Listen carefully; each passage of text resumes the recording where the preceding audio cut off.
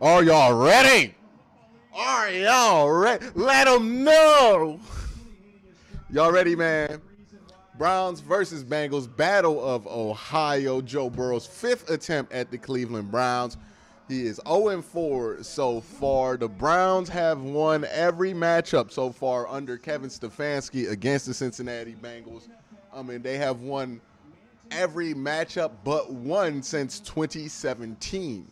A brother was in college in 2017. That's how long. Well, no, I was my first year out of college. Let me give him that credit.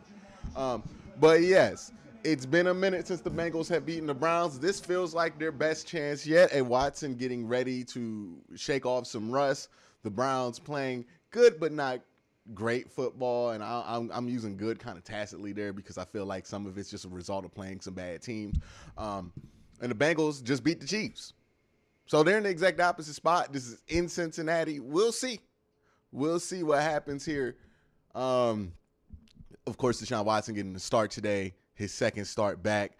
Also, let me know in audio if my audio sounds good, if my video looks good, if everything is appropriate. All the graphics are working. If something is wrong, this is the time to let me know. How are y'all feeling, chat? Chat, how's y'all feeling about this game? I want to know y'all feelings about it.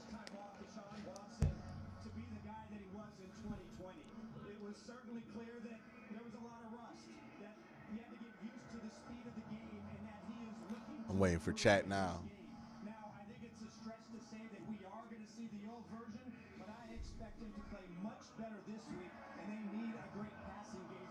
Everything is good. All right, that's good to know. Watson, he was a little hesitant to use the word rusty to describe his debut last week, but he did admit after 700 days away from the game, his conditioning was not where he thought it would be. He said he trained every day, but there is no replacing actual game reps and speed. So he said during practice this week, he was flying around, sprinting 10 yards, then getting back into the huddle, trying to accelerate his conditioning. All right, man, we're about ready for kickoff here. The energy, the anticipation of the game when he was away. Yeah, one of the interesting things I don't think a lot of people wrote about, and if Deshaun had a better public presence, it would be noticeable, right? But since he's under all the scrutiny, people are going to talk about everything else about him before it. Yeah, I'm not necessarily saying that's a bad thing. But one of the things he talked about was Deshaun Watson in practice had noticed that one of the things he felt like held him back wasn't necessarily the rust, but his conditioning. So this week in practice, what he's been doing is sprinting 10, 15, 20 yards after every drill and then coming back to the huddle so he can get used to it. Interesting strategy. That's some Tom Brady stuff that Tom Brady, you will hear about Tom Brady doing in practice. It sounds crazy, but it might work. Ray Rag says, can you be nervous and confident at the same time? That's what confidence usually is. It's just, believing in things going well more than believing in things going wrong. You know what I mean? It's just being over 50% in there, right? Being confident is just being over a 50% chance. You still got that 40% in you where you're like, I don't know, this could not work. But it's not going to inhibit you. That's the difference between confidence and everything else, is when you don't believe that percentage chance is going to be what inhibits you to success. So it's perfectly natural to feel nervous and confident, right? If you're just confident 100%, that's kind of like when you enter into arrogant and foolishness, right? When you're so confident that you're not even considering things going bad. That's not confidence, it's arrogance. Rex Fortune says with the $5 super chat, you watched some Ring of Honor, some great matches last night. I did not get the chance to watch it. It was on a Saturday. I had other plans. Dylan with a $5 super chat from Canada. Is this homeboy that was talking about Celsius a couple weeks ago? Just check it in. Chris 9 degree. Yep, this is homeboy talking about the Celsius. Okay. Oh, Canada. It's a Chris 9 degrees Celsius in Cincy today. Let's get this dub. Let me say this, man. Celsius, look, the United States did not get it right with the empirical system. I'm going to go right there. Inches, miles, it don't make sense. Metric makes more sense there. But let me tell you what we did get right. The date format, definitely got that one right. It makes more sense, our date format. And Fahrenheit. Fahrenheit is so much better for weather than Celsius. It is. It's so much. 1 to 100, like 100 is really, really hot. 0 is really, really cold. In Celsius, 0 is like freezing. Oh no, 0 is not even that cold. But then you get to 100, and 100, that's boiling. That's like 300 degrees. Or whatever boiling temperature is, man. I ain't took home ec in a minute. So I feel like Fahrenheit is a better system. You can look at 70 degrees and know what that's going to feel like. But I guess if you grew up in Celsius, you would feel the same way. It just feels weird to look at 38 and be like, that's hot. So I feel like Fahrenheit in the date format. So one thing we got right here in the USFA when it comes to measuring. Everything else we did get wrong. Like pounds. Well, no, pounds is fine. I feel like pounds can be added to that category. But yeah, like yard and all that, we kind of messed up there. We should have just used meters, but hey, it is what it is. We're not changing at this point. We too dug in.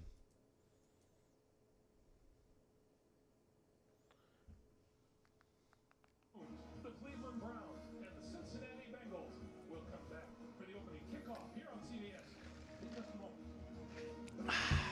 On Etsy, there's all kinds for you to find. Something engraved, made just for mom, dad, and baby too. We're about ready for kickoff here. We're on our last commercial break before they kick this thing off. Who won the toss? Feel like the Browns didn't because Watson didn't have his helmet on. Or they did because Watson didn't have his helmet on. But I think the Bengals are getting the ball first.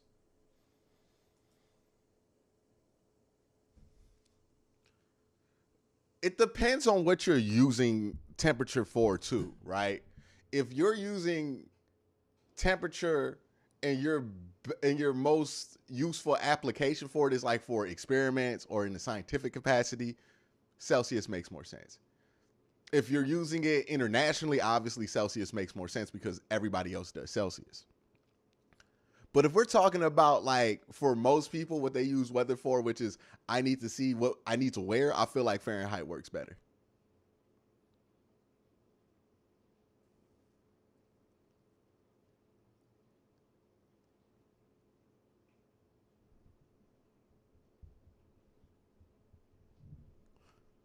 But I don't know why I started this debate before a football game.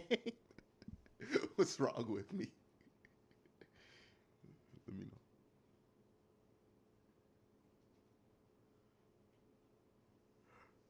know. I'm a goofball. Somebody asked, did I go to YSU? Yeah, I did go to YSU. It's in my bio on Twitter.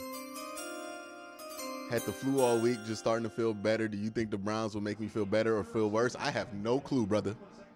We're going to find out in about a couple hours, though.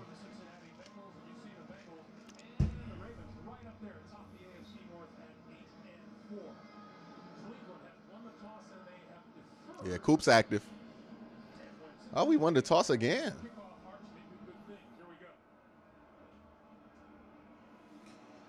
All right, defense. Cincinnati offense. Joe Burrow 0-4 in his young career against Cleveland in the 32-13 loss at Cleveland back on the 31st of October. Arch, Browns sacked him 5 times.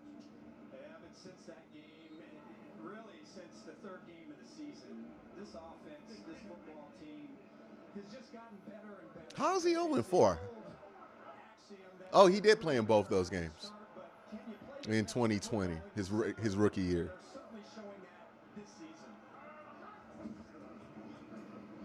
They run. That's going to be important for the Browns to stop early and often in this game. Can't let them feel like that's a viable strategy. You got to get them out that run game early. Offense, which is averaging 31.5 points a game over this 4-game winning streak, and they do have weapons, Arch. They do, and really when you look at it, their running game and the balance. Rex Fortune called him now. Lamar won't play another snap as a Raven. 49ers will trade for him, and he'll dominate the NFC West. Think about the 49ers. Remember, they traded away most of the – oh. Uh-oh. Yeah, the thing about the 49ers is they traded away most of their draft picks for Trey Lance. So unless Baltimore values Trey Lance, I don't think the 49ers can really trade for him, for Lamar. All right, get off the field here. Defensive line, this front. That's what they did when they played in their first game on Halloween. They had a terrific game. Let's get off the field here. Let's get the offense the ball. And the passing game to get anything going. They have to continue that. They have to step up and have an equally good game today against this offense. Samaje Perine into the backfield now on third down. Oh, he dropped it. Oh, he had it too. All right, got him off the field. Let's go. Good receiver out of the backfield. He's caught 32 balls for 262 yards and 4. Let's go.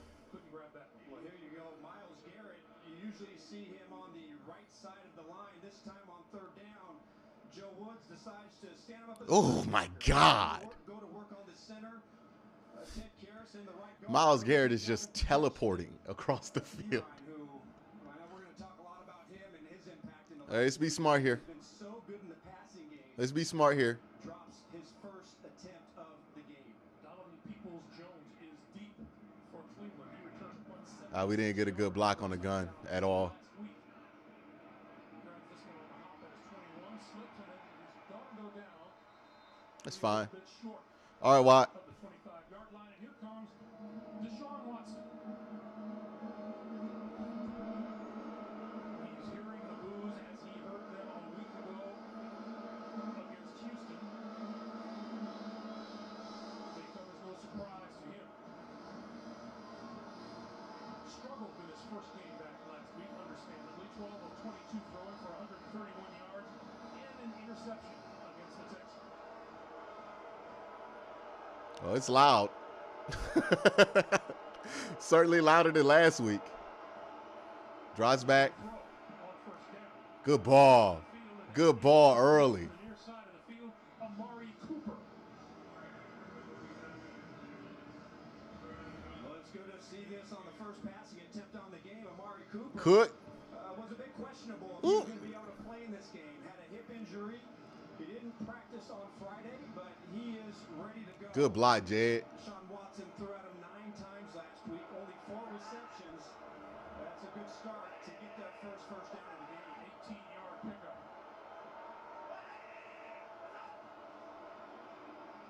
Another play fake. Good throw. But this time it Good throw, Watt. Good throw. the rookie out of Purdue. That was a difficult platform to get that off on. He did a good job there. That Cleveland Browns offensive line arch, and they paved the road for Nick Chubb. But the good news is David Two Njoku- throws early in this game.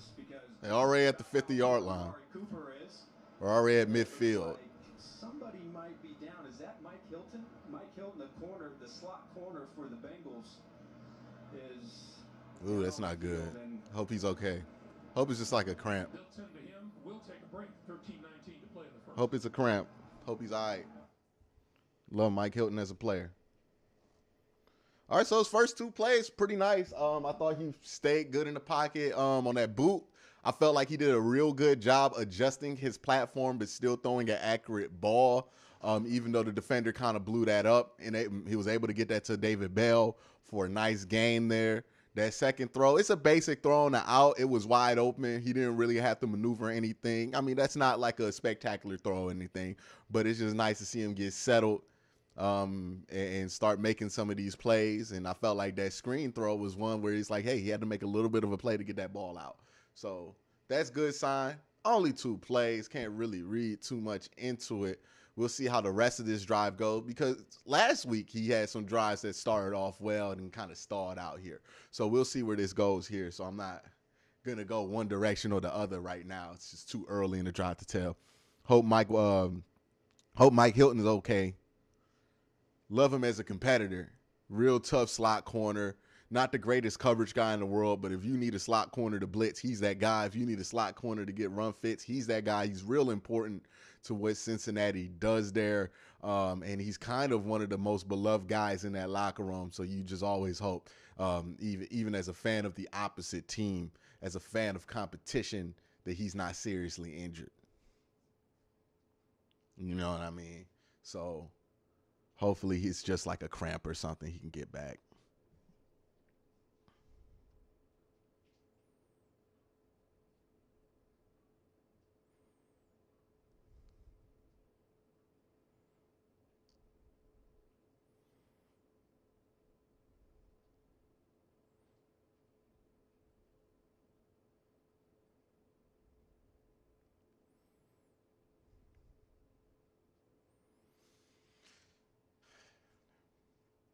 Yeah, the Cavs should trade for Cam Reddish, by the way. I've heard that. What's the tweet? NBA Central says New York's asking price for Cam Reddish appears to be a second-round pick or a player on a rookie contract. Oh, yeah, we could do that. Let's do that. All right, we back, man. Oh, he's limping. But he's kind of on his own power. Maybe it's a stinger. All right, they lighten it up a little bit. 5-man front, but you can run on that. Oh, they got him. This Bengals defense comes into this week, Arch, the number 12 defense in the NFL. And you look at really what they've done in their last 2 All right, 2nd and 12. Really impressive work. You mentioned number 12, so they're not really a top 10 defense. But to be able to go on the road and play a hard-nosed Tennessee team and shut down the run, and then to come back the very next week against the high-powered Kansas City offense and Patrick Mahomes, is a confident defense, and they don't flinch and not afraid to play any team. There you go. Good run. Good run. Let's go. Let's get it going. They had to lighten the box there on 2nd and 12. They were worried about the throw threat from Deshaun Watson. And you see what happens here is the Browns get a hat on a hat, and then it's just up to Nick Chubb to finish the rest, and he gets the extra 3 yards he needs for the first down. Life's easier. That last play, they had a 5-man front, two quick triggers downhill with the linebackers. This week, now it's a little bit of a different story. At some point, Cincy fans have to be worried about their corner depth if he's injured long term too. Yeah. Ooh. All right, 2nd and 6.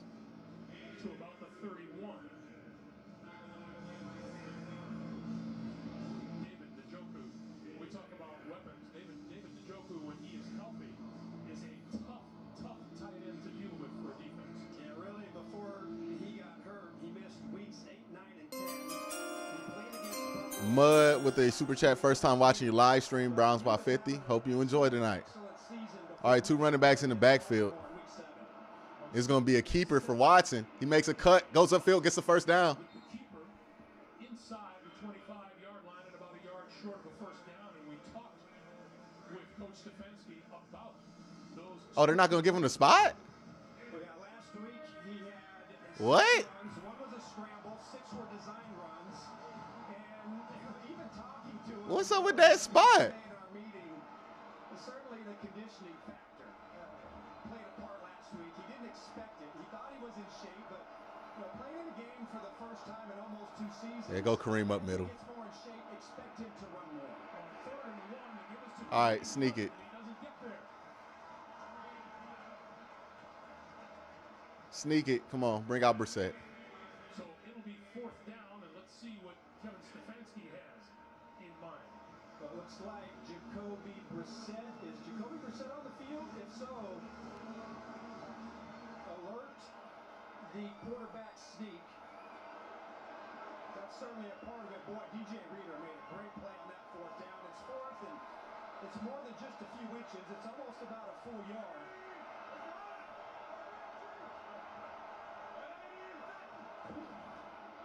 Jacoby Brissett's going to throw it. Going to throw it deep. Oh, you missed him. Damn. And the ball will go over on down.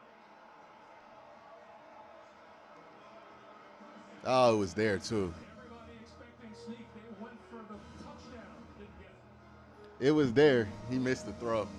5 minutes. It's hard to ask him to make that throw, though, coming in cold. I don't like that you bring him in to throw. I understand you want to add that dimension because he's a legitimate passer, but you can't bring in somebody cold and expect them to throw a touchdown ball. Like, I feel like if that's what you were going to do, you probably should have just kept the shine in the game is what I'm feeling. But it's a good call. Like, I don't mind the play call itself. Maybe the personnel decision I would have thought differently on. But, yeah. If it almost worked out. And if it would have worked out, it would have been a great call. And everybody would have been talking about Jacoby Brissett for like 3 more weeks. So it is what it is. It's not dumb. Yeah. Yeah, he just missed it. It's all right. Time you order to me? I'm pretty sure that social media is going to handle that play call with a lot of good faith arguments, right? Nobody's going to make a bad faith argument against Kevin Stefanski there, right?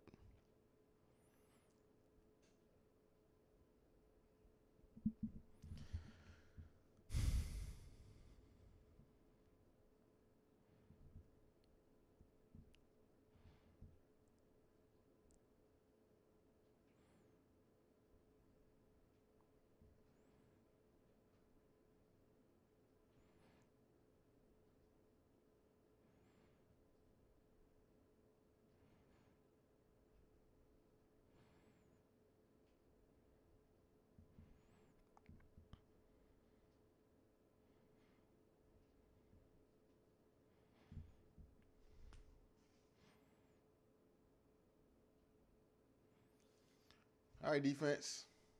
The NFL on CBS is sponsored by K Jewelers. Celebrate every kiss with K. Bet MGM, the king of sportsbooks. Please gamble responsibly. And by Everyone gets mad if it doesn't work, loves it when it does. That is the oxymoron of it all, right? Play calling is only as good as the score, right? There is no good play caller who averages under 20 points. No matter how technically great your play calling is, there's no such thing. And there's no bad play caller that has an offense that's top 5 in the NFL. Just how it is. It's judged off of how it works. In the backfield to start this series of downs for the Bengals. Quick pass is complete. That's Jamar Chase.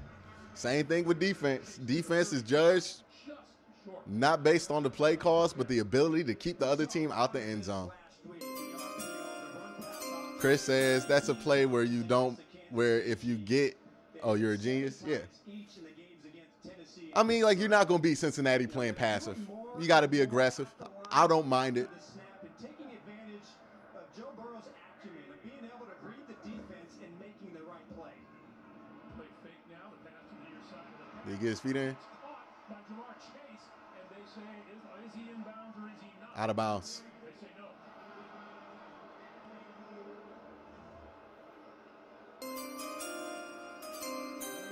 Yeah, he out of bounds. What about that left toe? Boy, that's close if that left toe was in. I feel like that. Yeah, the spot looked bad when I saw it, but they're not going to change it on a challenge because that's based on where they feel like his forward progress was when he gave himself up. Here's a better look. Wow. Yeah, he might have got that. That one might be worth the red challenge flag. Oh, no, he out. He's out. He's out. Little bit out, but he's out.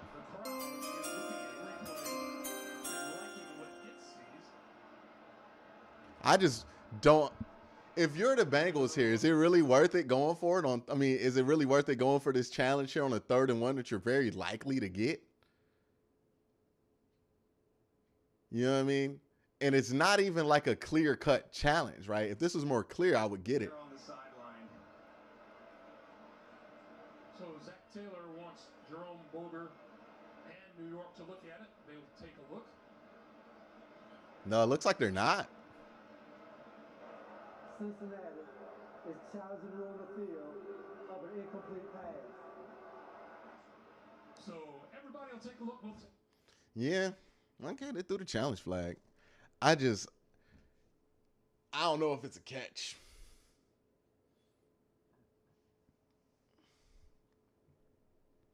It looked like that foot might have been out of bounds. It might have been out of bounds is enough for them not to turn that challenge over. You know what I mean? If this were called a catch and Cleveland were having to challenge it, I wouldn't want them to challenge it. You know what I mean? Especially if the best it was going to result in was a 3rd and 1. Here's the worst you're going to get is a 3rd and 1. I wouldn't challenge this here.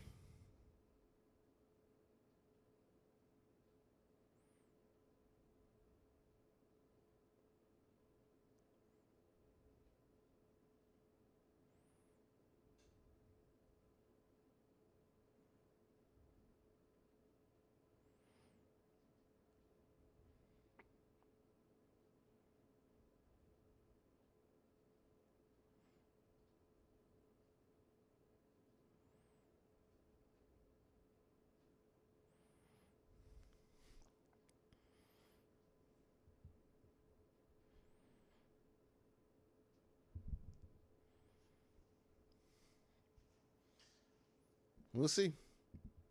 It can go either way. I think it's more likely that the Browns get this challenge in their favor.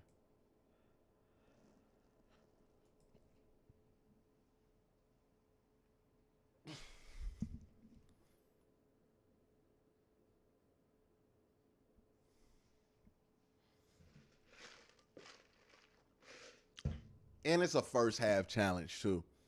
Challenges hit different in the second half where you got to give up a timeout for the rest of the game. First half timeouts ain't that big of a deal. Especially when you don't get the ball back to start the half. Your timeouts really ain't that big of a deal. So, I mean, what worse can they lose here?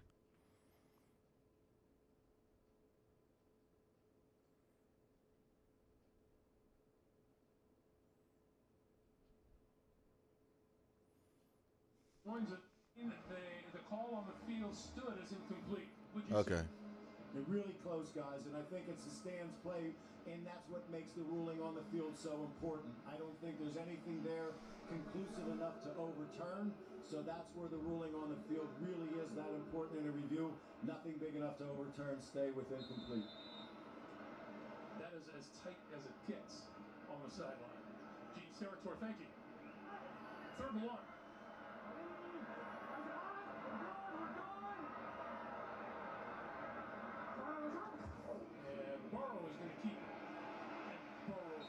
That's why I didn't get challenged in there. You know what I mean? It was a real short 3rd and 1.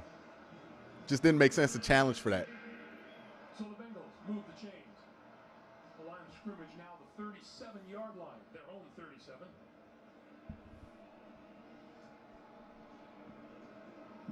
Or Zach Taylor talking with him. You can't blame him. He likes the way his team is playing these days. 4-game winning streak and very impressive. It sure is, and just always curious once you play 2 really tough, hard-fought games, how you respond. It's tough to keep putting it together over and over again. Good run stuff, Clowney. Nowhere on that handoff. The charge led by Jadeveon Clowney. So it'll be 2nd and 9 after a 1-yard pickup. Greg, the challenge for Joe Woods or really any defensive coordinator when they play the Bengals, all right, 2nd and 9. Is operating is choosing, what do we show pre-snap? Do we show both of our safeties high? You know that if you just show one safety in the middle of the field, it's almost an automatic he's going to go to Jamar Chase. And so they have to do a really good job of disguising and making it difficult on Burrow before the snap. Burrow over the middle. And a drop, 3rd and long. By Trent Taylor, and it's incomplete. It'll be 3rd and 9. All right. It appeared as if there was just a slight miscommunication. Yeah, he Taylor just missed the throw. looked almost like he was about ready to sit it down, but Burrow kind of led him, expecting him to take a couple of more steps. He just missed it. One of the rare misfires, and now they've got to execute here on 3rd and long. It's really difficult for a defense to blitz Burrow. He doesn't see a lot of pressure because of how fast he gets the ball, and you see him spread it out like this. You see a lot of empty formation. It really All right, 1-on-1. hard for a defense to disguise their look when they're spread out. Oh, they're going to be down to 1 timeout in the 1st quarter.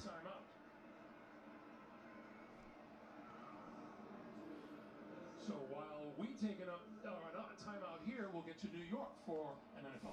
Again, another reason why that challenge just didn't make sense to do. I understand why you would want to do it. It did look like he had a legitimate chance to get that overturned, but it wasn't clear enough to where you were sure, and the situation didn't dictate it. If that were a 3rd and 7, okay, I would get it. But when the worst possibility was a 3rd and inches, basically, why would you challenge for that? if you're Zach Taylor. I just didn't understand that decision.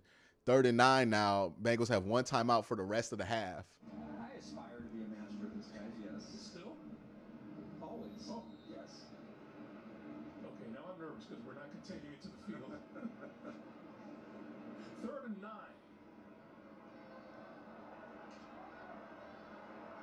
See, they have Jamar Chase in the slot this time. Burrow getting rid of it again. Tackle him. Quick. That is Chase, and Chase brought up short of the 45-yard. And they're going to punt here, I would assume. So now to AJ. And you forced them off again. Good job, defense. Way to hold up.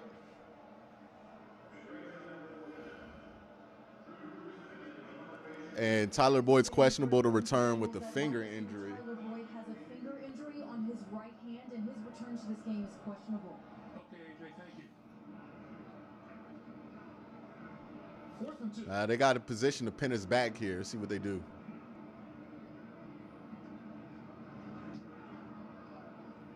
And they get a good one off. It's going to be returnable, though.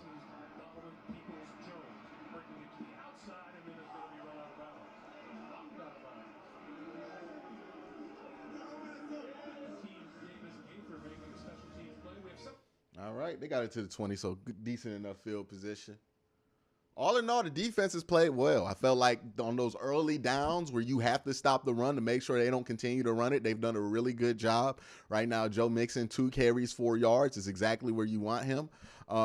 Secondary-wise, I feel like they've held up relatively well. Again, Jamar Chase, they've only really thrown the ball. They've thrown the ball about 10 times, I think, so far. I think he only has 2 completions or something like that, Joe Burrow does. 2 for 8. 2 for 8. So you're doing well there. Offensively, you were moving the ball well. I felt like you got a bad spot, and then Kareem Hunt doesn't get it on 3rd and 1, and then you try to trick play on 4th down, which, it didn't work. So we'll see. Can't keep the score 0-0, though. You got to get points now, right? Because you're not going to hold Cincinnati off the field forever. Right, this is not going to be a low-scoring game. It's not going to be a 3-9 game, right? So you got to start getting points and prioritizing points. I understand why you would risk the points early in the game, but at this point now, I feel like you got to start prioritizing just getting points on the board. Still be aggressive. It looks like Watson feels good today. And if he feels good, then that's going to open things up for Nick Chubb. So, just use that. Trust that. You know what I mean? So that's all I'm seeing right now. Again, it's early. Both teams have the Bengals have had 2 drives. The Browns have had 1 drive on offense. So not a ton of information. You know what I mean? It's still early in the first quarter.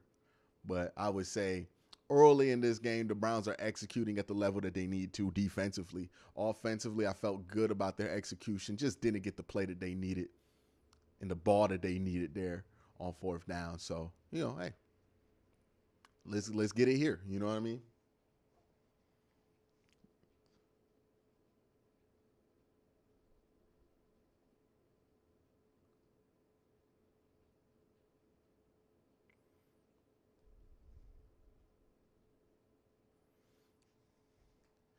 All right, let's get it. Sponsored by Discover. Exceptionally common sense.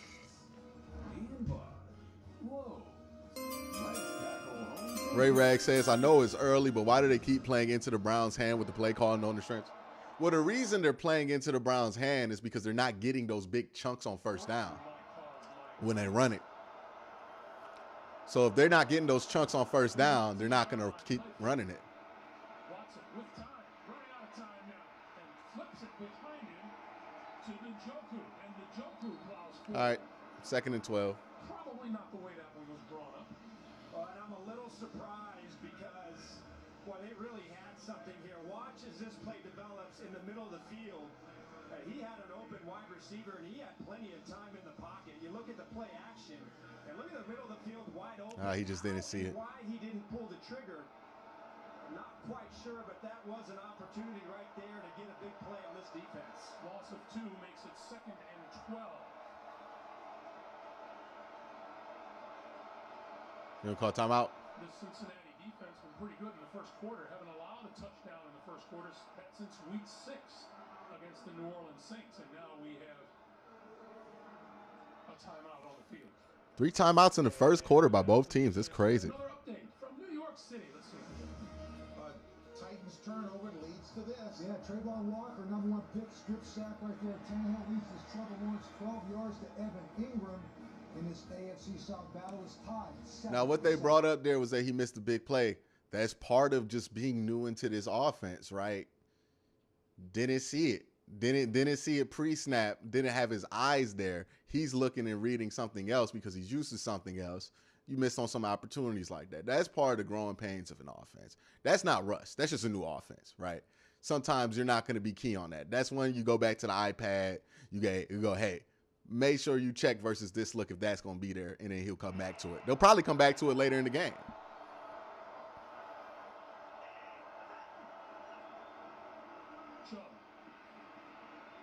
All right, so he gets it back to about 3rd and 8. I need you to make the play here, man. Leading the way for the Bengals defense. It's now 3rd and 9.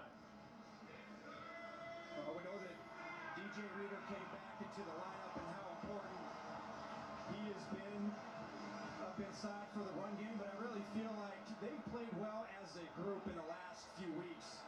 Not only Reader, but Tupou making some plays. BJ Hill, I thought, was outstanding in the last 2 weeks. And the edge players. All right, it's covered. This cover what? Really have started to show up. This defensive line playing really well here down the stretch. Watts with time. Running out of time. Going to try and take off, and he's brought down from behind. Sam Hubbard running him down. All right. Yeah, once that drive started off behind the sticks, they tried to run it early, lost 2 on the run, and they just never recovered from it. Missed the play on 2nd down, and then 3rd, yeah, it's nothing really here. It's covered. That's covered. That's all covered. I mean, all he could really do there is run, and they closed in on him pretty good. Has no choice. Really nice discipline from the front 7, but receivers have to do their part and try to get open while they're covered. Trent Taylor from his own 20. It's a block in the back. Yeah, it's coming back, y'all. That's going to be back at like that happened at the 20. So that's going to be back about, is that going to be back at like the 10 or the 5? Because that happened even before he caught it. So it's wherever he was positioned, minus 15 yards, if not half the distance. During the return, illegal block in the back. Receiving team, number 33. 10 yards penalty from the start of foul. First down. Trey Flowers guilty of the illegal block. We will take a break. Come right back. I think they're going to have it on the 10 here. So good field position for the Browns defense. We're the ones getting it done. We're managing type 2 diabetes and heart risk. We're on it with Jardians. Join the growing number of people who are on it with the once daily pill, Jardians. Jardians not only lowers A1C, it goes beyond to reduce the risk of cardiovascular death for adults with type 2 diabetes and known heart disease. And Jardians may help you.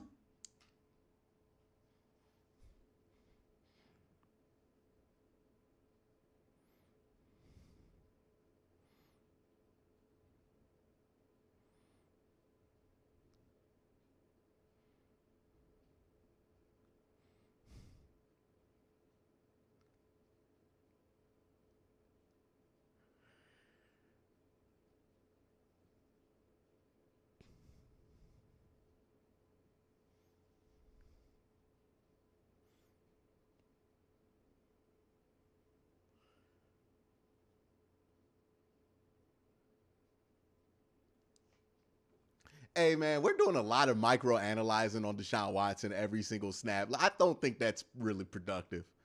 Like, every single play, we're like, should he have done this? Should he have done that? The game's going to go on the flow. Some plays are made, some plays aren't. We can't go by it by pausing the screen every time he has the ball during the game and asking ourselves, could he have made a play there? That's not productive. Right? One, he's still in his first pass through this offense. There's just going to be some things he's going to miss because he's a new person in the offense, period. Like Jacoby had that his first 4 weeks where he was just missing some things, not a lot of things, but some things, because he wasn't used to being in the flow of the offense. Again, he's got to learn the offense a little bit and see it in action versus live defenses that are actually trying to stop what they're doing. So, you know, it's just never helpful. We do this all the time whenever we got a lot of intrigue about the quarterbacks in college and the NFL, and we microanalyze every drop back, every decision, and it's just not helpful because all you're going to do is use whatever play happens to justify whatever your point is. And it doesn't become a conversation. It just becomes an argument tool. You see what they have been doing in the first quarter. Every coach likes a good start, but Zach Taylor says particularly important to his team. Yeah, and really you look at last week, their first 2 drives impressive against Kansas City. They went right down the field, went up 14-3. In this game, not as sharp or as crisp as we've seen the Bengals. Burrow only 2 of 6. They've had a couple of drops, and they've had 0 running game from Mixon or P-Ryan. Don't bite, don't bite, don't bite, don't bite, don't bite. Yep, we got it. I knew they was throwing that. I knew they was throwing that. That was too obvious. This first quarter was something of a point of emphasis for Way too obvious. You told us in our meetings that they were really emphasizing getting All right, second and long. This first quarter, especially against the Browns, where Burrow has gone 0 for 4 so far for various reasons, but they need a commanding lead, especially because of the backs with the Browns. They can't let the Browns get up and then have to play from behind throughout this game, guys. Yeah, AJ, thank you. Joe Burrow, 2 of 7 throwing the football so far for just 16 yards, 2nd and 10. This kind of Gibson will get the handoff. Don't like that. You can't let them get 5 yards on a run. 7 to 16 yard line. Now you set up at 3rd and short. They're most likely going to throw here. But now with 3rd and 3, it's so doable for them. Oh, boy. False start. That's on the Browns. Every QB misses wide open receivers. There was a quick snap. Oh, okay. Play by the Bengals, and a timeout was called by Cleveland. So it nullified that, and they take their 2nd timeout here in the first half, here in the first quarter. Each team has used 2 timeouts. It was a smart timeout by Kevin Stefanski because you saw that Joe Burrow hurried up and got everybody to the line of scrimmage. In Cleveland, they were not ready to go on defense and had a player that was trying to get off the field. So if Burrow would have snapped that football, it would have been an automatic first down with the 5-yard penalty. So that's why Kevin Stefanski ends up calling that timeout. You know, just to cap on what we, including AJ, were saying about this first quarter start, including the postseason, the Bengals are 14-1 when they're leading after the first quarter since 2021, and that is the 2nd best number in the NFL. Let's get them off the field. They're facing a 3rd and 3 with P-Ryan in the backfield and Burrow to throw. Running out of time, gonna run for it. Ooh. Getting the first down just across the 20-yard line. He looks like he's right at that marker. That's why I didn't want to get him in 3rd and short. He can run a little bit, right? Even if you get pressure, he can scoot out of it. You got to be disciplined. Clowney, Lael does a good job of pushing Clowney out of his lane. Last week, he had 7 designed runs, but he's had at least 4 scrambles. Yeah, Deion tried to force a fumble there. So that is just another part of his game and why he's been able to play so well. The ball comes out extremely fast. They're going empty? This empty? No. No, this is a run. That's only the 2nd first down for this offense. Here's P-Ryan, and P-Ryan not getting very much, a yard maybe. And both their first downs have come on the running game from the legs of Joe Burrow. Oh, the Browns, I'm curious to see. We know that Cincinnati certainly it starts with their passing game, but they've run the 2nd and 9 here. Well, averaging 140 yards in their doing a good job stopping those first down runs. If you look at what the Browns have done after not playing the run very well at all against against Buffalo and Miami, they have been strong in the last 2 weeks up front. On 2nd and 9, Burrow. It was a screen. Good job blowing that up by Taven. Taven does a great job playing this. He sees it and he reads it. They showed a replay here. You're going to see Taven undercut this. screen outside to Pirine, and instead of they saw the pressure, and Cleveland did a really good job of recognizing where that was, and so instead of trying to force something and make a negative play, he throws it in the ground and sets himself up with a 3rd and 9. Miles inside, 3rd and 9.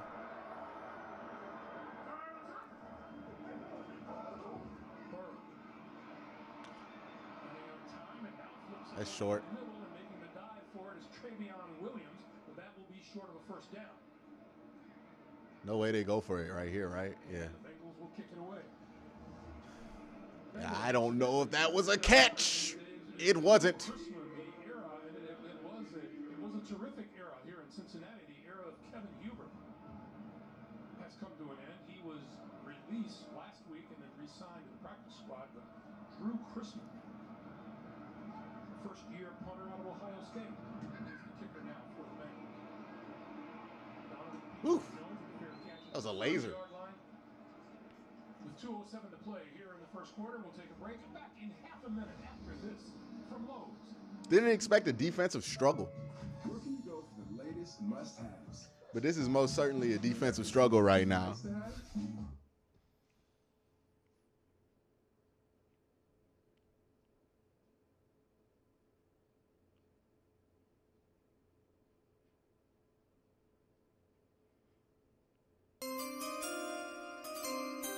Chris Gustafaro says, hope the offense can get points before Burrow gets going. Yeah, we need the offense to start getting ready. They got the ball at the 30 this time. Good field position. Got to get it going here. Offensively for the Cleveland Browns, you know, we discussed Deshaun Watson with him. He was right along with that conversation, knowing that. Let's get Watson that double. Let's get him comfortable. Expecting magic right off the bat. And what was this? He said, hey, there's really no playbook for something like this. Good run. This is Watson with the keep. We have a penalty marker down. Came in late in the backfield. Is that holding or illegal formation? Yeah, it's holding. It's coming back 10. Damn it. Holding. Offense. Number 78. 10-yard penalty. Replay. 1st down. That's the right tackle, Jack Conklin. Let me see it before I complain about it.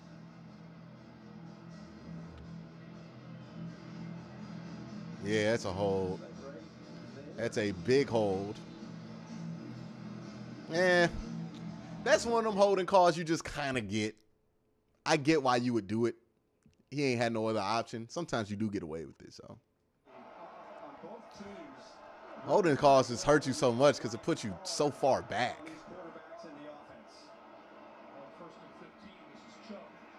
You end up in that same down and distance that got you stuck last drive, right? Just chime in to show support. Hit that like. Appreciate you, Chosen Cartel. Everybody get Chosen a shout. Man, now you end up in 3rd and 2nd and long. Them penalties, man. Well, and even when I asked Zach Taylor, I said, hey, what do you think? And how hard would it be to play quarterback after taking so much time off? He said, well, it's got to be difficult, but we remember back in 2020 late when Deshaun Watson playing with Houston threw for 324 yards, 3 touchdowns, and a 133 quarterback rating. So they are well aware of what Deshaun Watson We're empty. This is a 2nd and 13. Watson look left, now going to scramble this way. Pointing, but he's going to run out of bounds. Is there another hold? We have another penalty flag.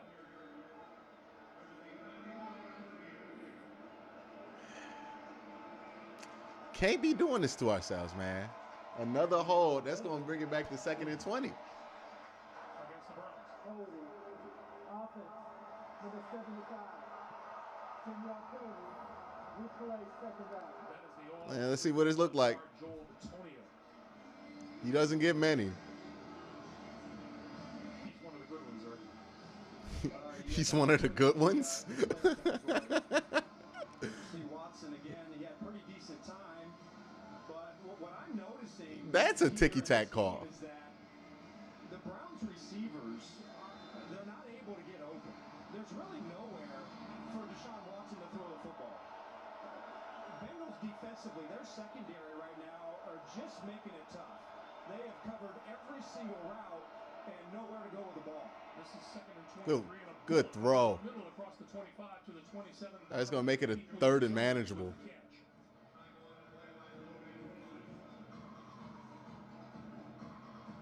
The secondary last week, they gave up 211 yards to Kansas City. And I would say that you go into a game like that against that quarterback and that offense, to only give up 211 yards. They're probably going to be in a deep cover, too. A deep one. They're going to be playing off press. Yeah, they're going to be playing off the ball. Probably about, 6, 7 off the hash. I would try to put a seam shot in there if they come out into that look. Because I don't think they're going to go cover 3. I think they'll go cover 2. They'll be playing off ball. So a lot of the zones are going to start where they make that line, the zone line on the cover 2, right? Where you have all of those zones kind of lined up and then you have your 2 safeties. They're going to push that back a couple yards. So they're going to want that about 6, 7 yards of depth. I think in those situations, the best thing you can do is attack that seam because those safeties are usually playing off towards the sideline because they don't want to get beat on a corner. So they're going to be over on that way, away from the hashes. I think you can get a one-on-one there, force Logan Wilson into coverage, run past him. You got to get good protection to do it. But I wouldn't mind if you go with the seam shot here on third and long here to David Njoku because I feel like they're going to play into your hands here a little bit. All right, somebody need to go. I mean, it's just they calling holding. Like, it's not biased. It's just a...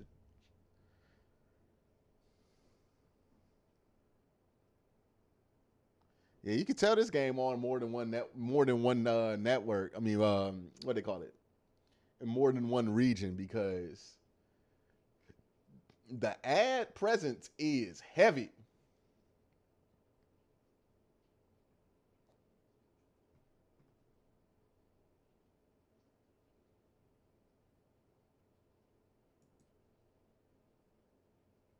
The ad presence is heavy. They getting their money on this one. What are the scores? Why the scores aren't updating?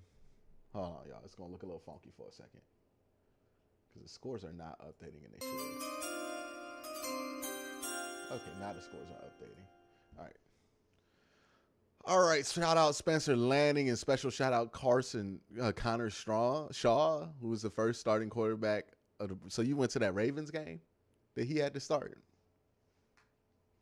Was that like 20? Was that the Manziel year? That was the first. I think that was Manziel's first year here. I think that was the last game of that season. They started like 7-4 and ended bad.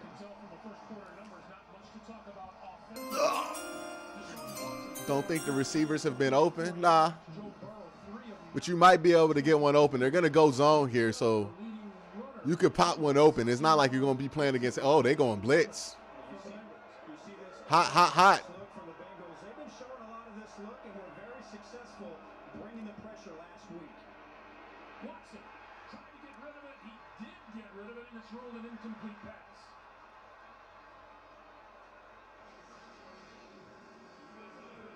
This is an all-out pressure, but once again, you're going to watch coming across the field if Watson is looking, getting rid of this ball quickly. He has a wide receiver open, so you're going to see, is that Amari Cooper? He's open.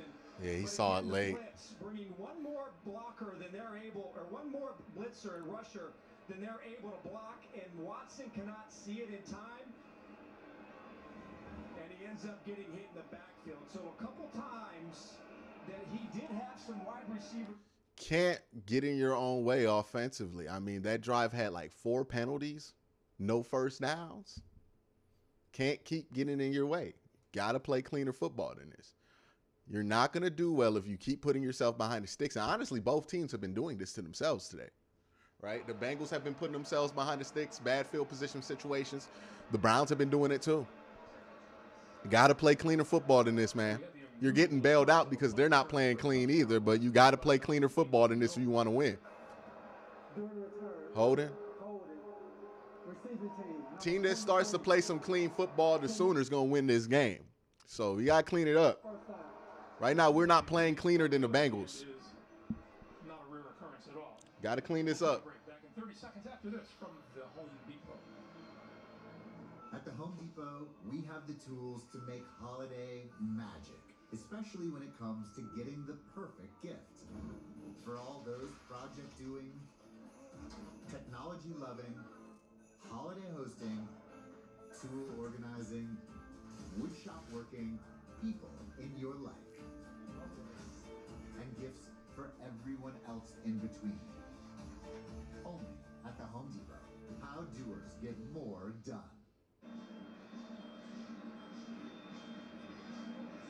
Result of that penalty on the punt. The Bengals getting started at their own 15-yard line. The Bengals, 3 drives, 3 punts so far today.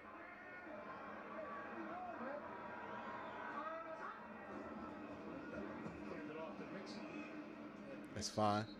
For about 3, and we go down to AJ.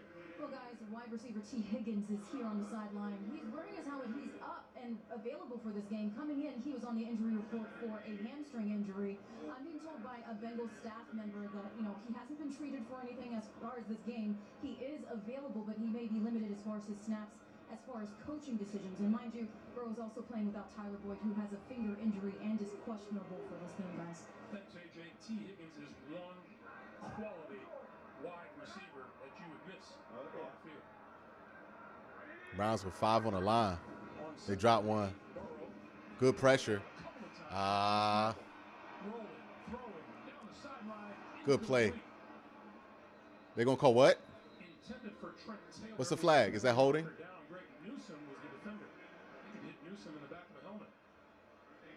Okay, it's getting declined. Holding. Defense. Number 23. 5-down penalty. Automatic first. All right, whatever. It was on first down. No, Winovich is not playing today, Marty. He's not active. Yep, that's a hold. That's a rookie. The right hand on the shoulder pad, and it's ever so It's a rookie. slight, but take a snapshot of that picture, and they're going to call that one every single time. Tip ball. Tipped and incomplete. Intended for Jamar Chase, but it was tipped on the way.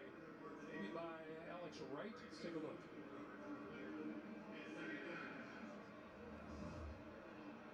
But right now, just really not a lot of Good play, Alex Wright. Here for Cincinnati. Tyler Boyd is out. No T. Higgins. You finally get Jamar Chase back last week, so you think that you're going to be at full strength. Joe Mixon comes back. And so one more time, Joe Burrow is going to have to try and figure it out with the guys he's used to throwing the football to, not in the game. On 2nd and 10, Burrow. This side of the field, complete to Chase and pushed out of bounds. All right, 3rd and 6. And it's a big time once again in New York City. Pittsburgh just scored. Cowboys. Zach Prescott to Tony Pollard from 10 yards out. He's going to catch that and take off that sideline. That's the 2nd touchdown of the day. The Dallas Cowboys go up 14-10 over the Houston Texans. Back to Greg. All right, guys, thank you. 3rd and 5 here. Underneath going to be open. Underneath was open, yep. Flag. That's a hole. It's coming back. Mitchell Wilcox with the catch. Let's check the call. Okay. Holding. Offense. Number 71. Both teams getting in their own way. Both teams getting in their own way. Lyle Collins, the right tackle, guilty of that hold and negates that pickup. That's going to be big, too. It's 3rd down. This is 3rd and 15 now. Clowney, and if you notice, Joe Burrow, he takes the 2nd shortest drop of any quarterback in the NFL. One of the reasons why, of course, is just as a way to take some of the pressure off of his tackles so they don't have to take the deep set. You take a short drop like that on a quick throw, Collins cannot allow Clowney to beat him to the corner. And what would have been a first down now is going to be 3rd and 15. Burrow with time this time gives it gives it to Pre-kickoff. All right, 4th down. They're going to punt. My goodness. One that he should have had. It wouldn't catch in his sleep. One of the better stories in the last few games in the NFL has been Samaje Perine, who had 155 scrimmage yards last week, 27 touches, and in regards to the passing game, has been exceptional when Joe Burrow throws him the football, but twice already in this game, and this is not the Bengal offense that we have seen here in the last part of the season. Corner goes down, flag comes out, fair catch is made, and Was it running into? the Bengals. Damn it. Roughing the ticket. Defense, number 42. Tony, dog. First down. You've got to have better body control than that. It Just don't go for it. somehow, some way, just having the Sloppy instinct, ball. knowing that you're close, but probably not going to be there. And He's getting chewed out by Stefanski. Oh my God, Stefanski chewed him a new one on the sideline. Mistake from a player, really, and Tony Fields that has had a really strong couple of weeks. Was all over the place last week against the Texans. That was a big mistake, and now you give Burrow and the Bengals one more chance. Perine in the backfield once again.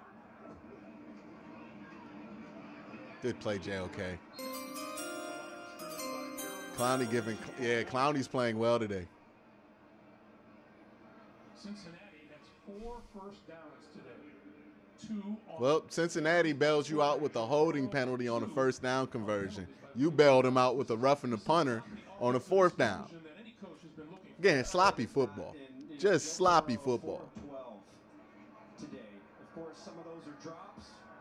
Hey, they're going to try some deeper throwing concepts now with Miles not on the field. He's done a really nice job of being able to manage injuries and personnel this season, and he's going to have to do it again in this game. 2nd and 10. And he got him. He goes down, and there's a penalty. There's no way that's a sack. Clowney takes the quarterback to the turf.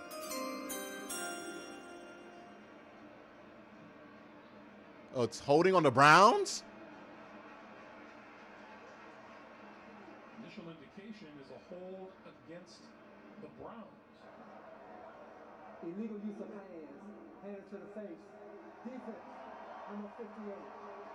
5-yard penalty. Come on, man. First down. Isaiah Thomas, the rookie out of Oklahoma, guilty of that flag. Yeah, here he is. You can see his Yep. left hand right up under the face mask. Didn't even need to do it. See Jonah Williams right there. Boy, pointing to the face. you know Jadeveon Clowney, like, you owe me money after that. He's been trying to get healthy. You owe Jadeveon some money after that, big dog. Pressured the quarterback 3 times and takes away a big sack. Now from the 37 on first down, Burrow going to go deep down this side of the field and incomplete.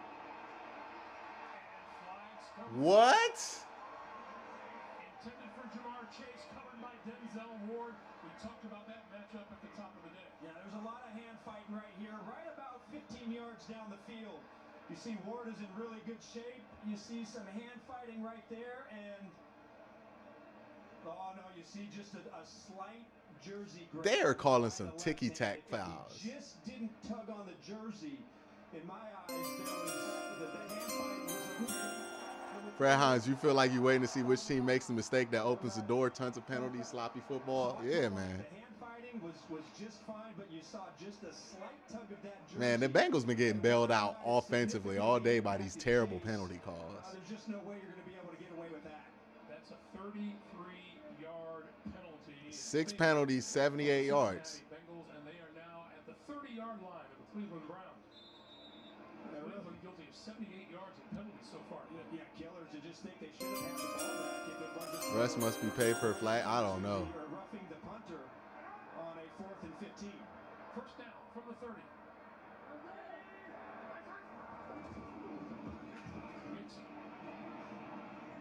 Good stop there, Perrion. 3. Brought down by Perry and Winfrey. Interesting, this Browns defense, the focus is always Myles Garrett. Clowney has stood up today and been recognized. Yeah, this Because you got to give Jadeveon one-on-ones in order to get on Myles Garrett. Injuries and being healthy this season, and of course, Myles Garrett is the headliner, but there's no doubt you have two players with tremendous athletic gifts on the edge of that defensive front that you've got to contend with. This is a 2nd and 7. And Burrow. All right, get him off the field here. He'll make it to the 23-yard line. It'll be 3rd and about 3. Boy, Cordell Molson just got ran over inside.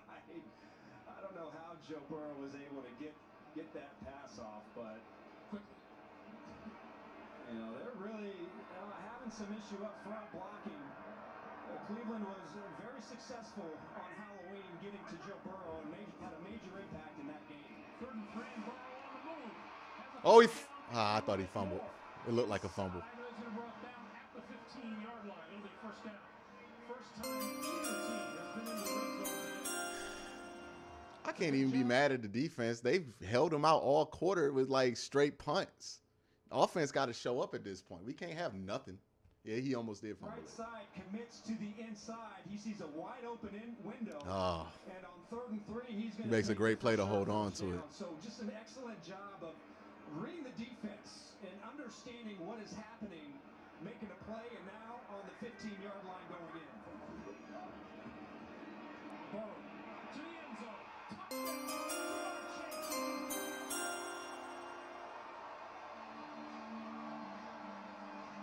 All right, offense got to do something now, man. I'm trying not to watch the refs play. Yeah. Chase didn't even expect the ball. He's not even looking at the ball when Joe Burrow throws it. Watch the reaction. He's running his route. He's not expecting it. And, there's the ball right there. Hello. Hey, you allowed the Bengals to stay in that drive. The ball should have never been in their hands. Stayed in the drive with penalties, bad play after bad play, sloppy ball after sloppy ball. You're leaving it up to the referee's hands.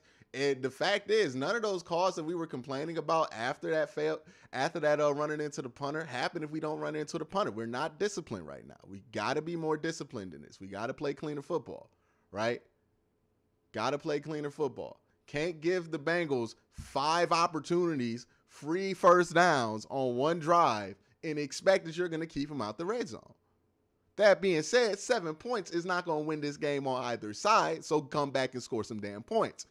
But you can't play this sloppy. Offense got to kick it up now. They got to find a way. And what's been stopping the offense hasn't been anybody's play in particular. It's been the situations that they have consistently put themselves in on the offensive side of the ball. We're talking about first down, we get a run stuff. Okay, so now we're at 2nd and 12. Then we get a penalty. Oh, now we at 2nd and 22. You know what I mean? Or we get a run play, get 7 yards on first down, but 5 yards into the run, we get a penalty. Now it's 1st and 15 again. Newsome plays Chase better than Ward. That's not true. Chase just won the route. We don't have to freak out. Like, Chase gonna win some routes, dog. No matter who he's playing against. He's going to win some routes. Like, that's just going to be what it is. That was well played. He just won the route. Chase is really good. Denzel Ward is really good. And when 2 really good people go against each other, you win some, you lose some. I'm not tripping over that. But what put you in that situation? Penalties. Penalty after penalty after penalty. Stay disciplined. You're good enough to play against them. You don't have to hold on a pass interference. You don't have to go hands to the face on a play where you didn't even get the sack. Clowney got the sack. Trust your technique. Play smooth, calm football. That's all you got to do. You ain't got to do all this extra. What I want to see from the offense is get ahead of the sticks. Stay ahead of the sticks for a whole drive. See what happens. I bet you get a first down. Then you get another first down. Next thing you know, you in their territory. Next thing you know, you scoring the touchdown. Stay ahead of the sticks. Play clean football. You'll be all right. Nothing to panic about. Just got to make some adjustments. They're not doing anything schematically that's killing you. All they're doing is staying in the game and playing off chance because you keep giving them possessions and you keep giving them extra plays on these possessions from penalties. That's it. 85-yard drive for the Bengals in 9 plays. 3 penalties just killed the Browns on that last drive. Yeah, you just playing an offense. I know Can't give them 3 extra chances, man. Expect to keep them out the red zone. With this much firepower, you can't give them. Don't return this guy. Oh my God. Here we go. Penalties and expect them not to score. Thrown forward from the 10.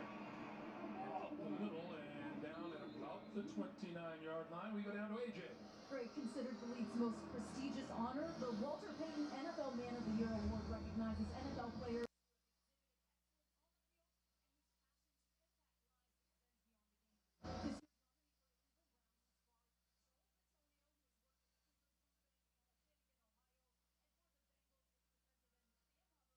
Through his own foundation has worked to bring food, education, and healthy lifestyles to the community. The NFL Man of the Year will be announced at NFL Honors on Thursday, February 9th.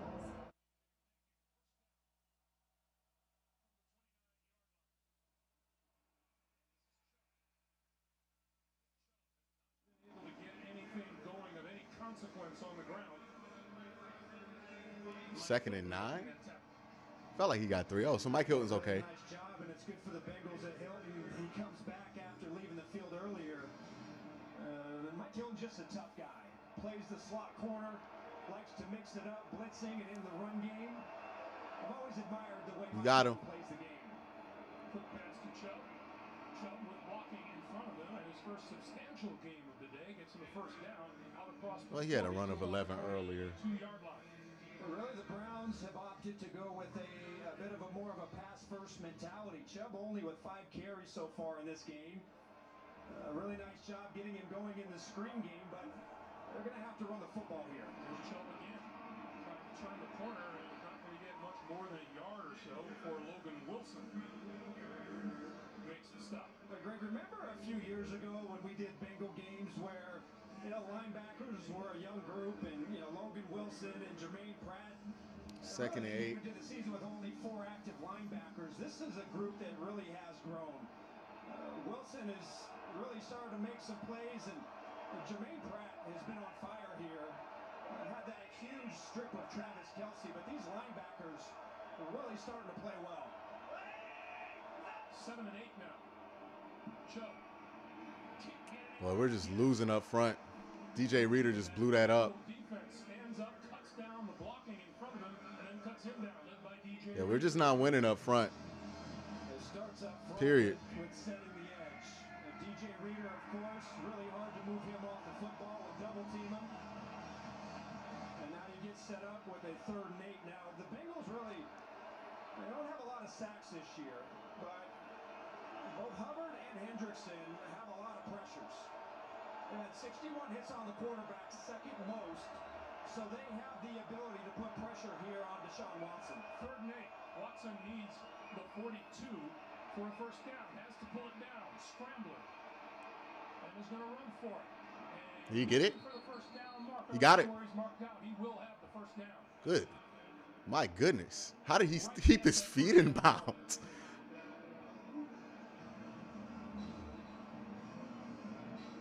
Nope. Toe stays in, and does he reach that ball cross before he steps out of bounds? They're not going to use a second challenge on that. Looks like it probably does. Nice job of taking off, but one more time, really nobody open.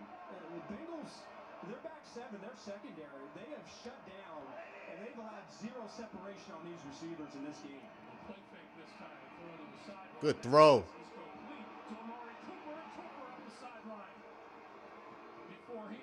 Is that Coop chance? Well, how's this with precision and timing in the passing game? Didn't see this last week. Really good coverage by the rookie Cam Taylor-Britt. Really can't play it any closer than that. If that ball was just a hair of a second late, that's a pass breakup or an interception.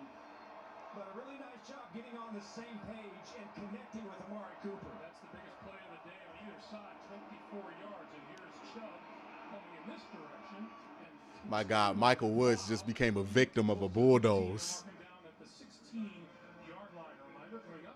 The Verizon halftime report. JB, Phil, All right. Boomer, Coach Bill Cowher, all the latest NFL scores and highlights all coming up. Answer back here. Let's get a tutty. Halftime report. Let's get a tutty. Already, I would say a big difference and a big improvement from what we saw out of Watson last week. Looks much more comfortable in this game. Chubb. Third and short. Continue to pound the ground game. As you mentioned earlier, that's their calling card. It just hasn't gotten off to a good start today.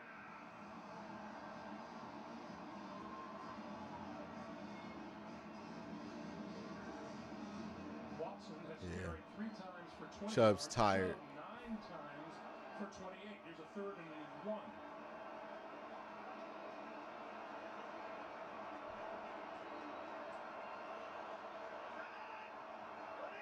Kareem Hunt in the backfield.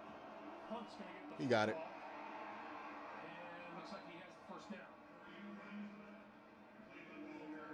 All right. Come on, let's finish this drive. He has the first down. Boy, I thought Mike Hilton just knifes right into that backfield, and boy, what a good blitz inside. I thought for sure. Way to stay on your feet. Hilton had a chance. Way to stay on your feet. Good push, Mike Woods. Good push. He keeps the leg going, and if it wasn't for him kind of riding the Jack Conklin wave, he's able to pick up that first down.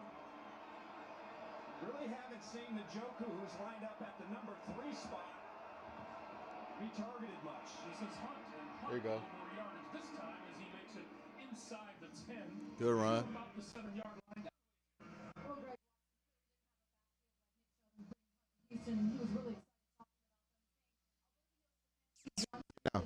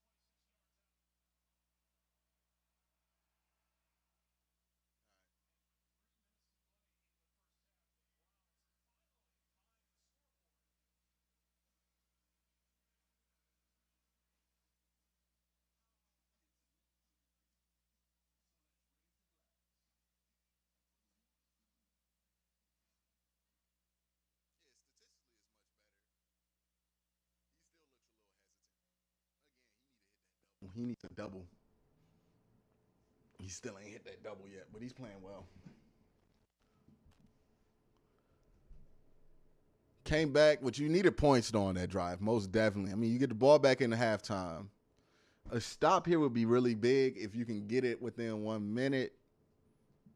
A stop here would be big. You don't want to let them go up 14 though.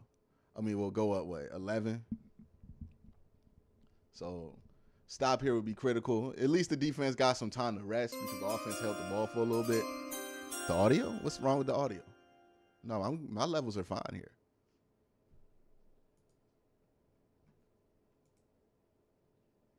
Yeah, nobody else is saying anything.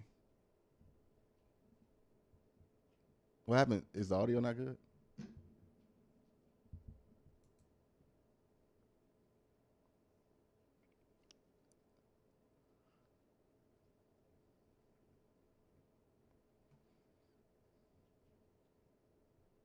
Oh, she must have stepped on the court or something.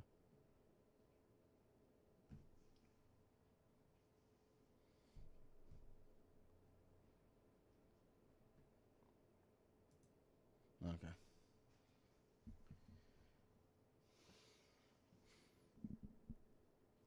Yeah. Play cleaner football on that drive, though, didn't it? See what happened, though? You didn't get yourself behind the sticks. You got ahead of the sticks every time. You got some first downs. You put points on the board, right? It's not hard. It's not hard. It's right in front of you. It's not hard. It's right in front of you. Now we got to play some defense. Play clean on. When the Browns play clean on defense, the Bengals punt. Play clean on defense now.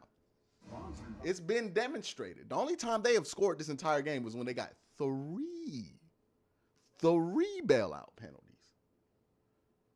You play clean, they shouldn't move it on you, man. Play clean. Play clean. Treat you royally. Not too early to say it, I'll say it. Well, Merry Christmas, everybody. Welcome back to Paycor Stadium here in Cincinnati. 7-3 Bengals with 2:59 to play.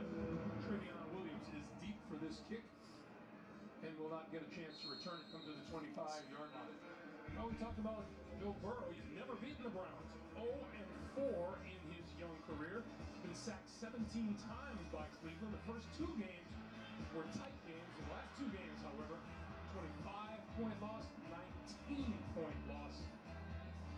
That's how these things go. And you know, as rivalry grows between these two teams, it's not going to get any easier. And you look at that game on Halloween, a big story to that game was takeaways and the amount of pressure that Cleveland was able to generate, sacking Burrow 5 times. It's not good. Can't let them get 5 on first.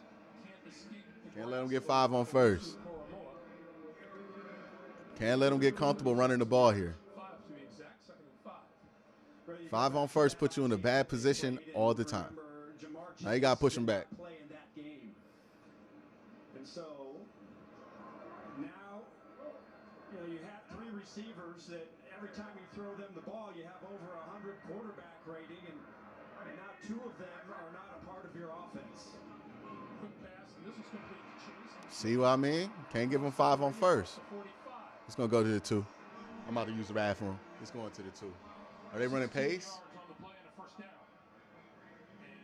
we're moving up towards the 2-minute warning. Speaking of receivers, incidentally, they're going to run something. Boyd has been ruled out of the remainder of this game. T. Higgins, questionable with hamstring. Nah. And we get the 2-minute warning. Girl. 2 minutes of play here in Cincinnati. The Bengals with the ball and a 7-3 lead. Okay, so with the award-winning Geico mobile app, our customers have 24/7 access, digital ID cards, they can even pay their bill. Bill has joined the call. Hey Bill, we're just... Hi guys, Bill here. Do we have Julie on the line too?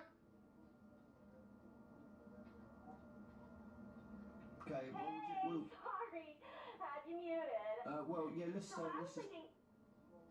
Okay, All right. let's just go ahead. The award-winning Geico app. Okay, Download it today. I get skeptical when things seem too good to be true. You could say, I'm a realist.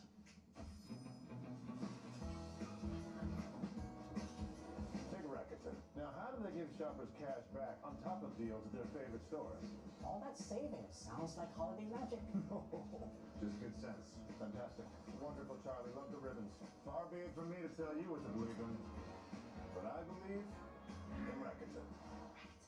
Each morning, I start with Quaker oatmeal. If you want to be a champ, you gotta start like a champ. Yes, Coach. Way too many flags on this game. Into it.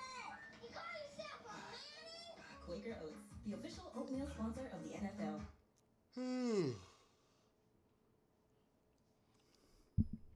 What is it, first down? Yeah, they just got that first down, so it's going to be first down coming out the 2-minute.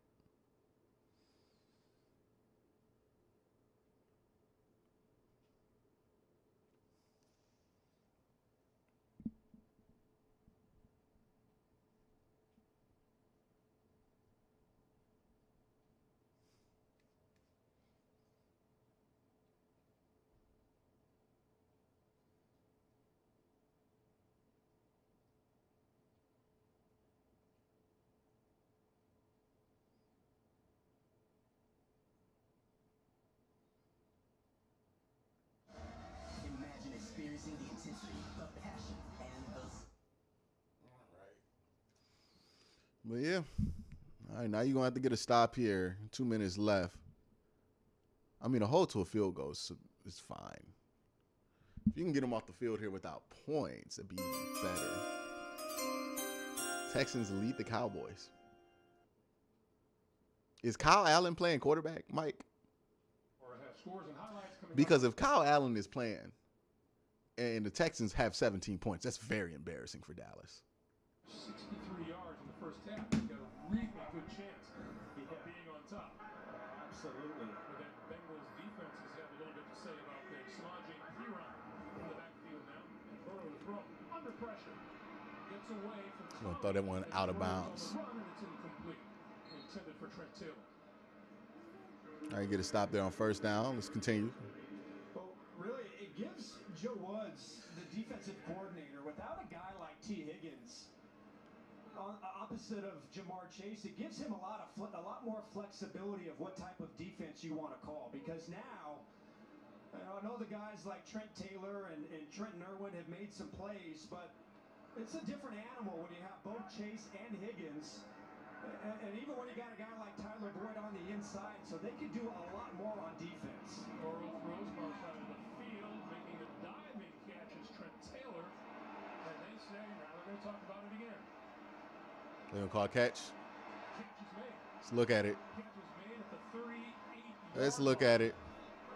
Watch the left foot drag. Yeah, he got it. And, oh, man, I think he keeps it on there. Holy One. Yeah, he got it. See what happened to that ball when he came down. Are we challenging this? The previous play is under review. Oh, it's the last 2 minutes. Really, he does a tremendous job of being able to drag that toe. And We'll see where he is, where the ball. Yeah. That's under review. We'll see what happens. If it's ruled incomplete, that's big. That's big.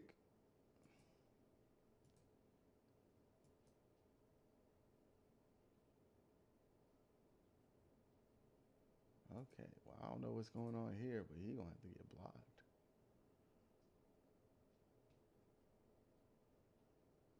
That was weird.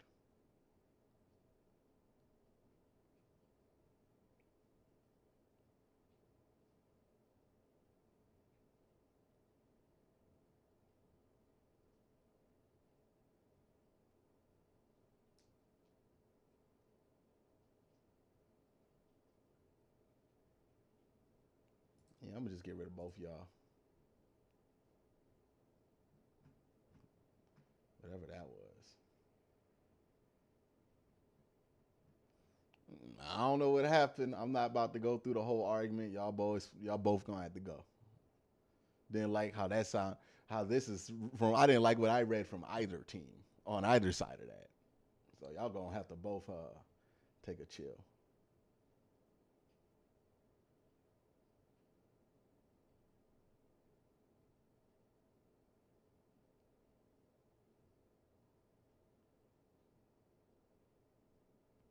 Grand scheme, we all know you don't wash your hands. Why do you keep bringing this up? It's so weird. It's so weird. You want somebody to be like you so bad.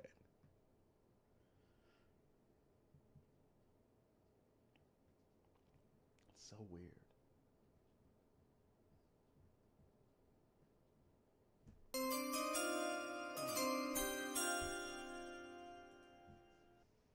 Is fast.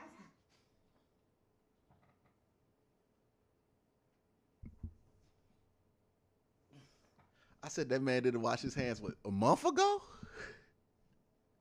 That had to be a month ago, man. That was a minute ago.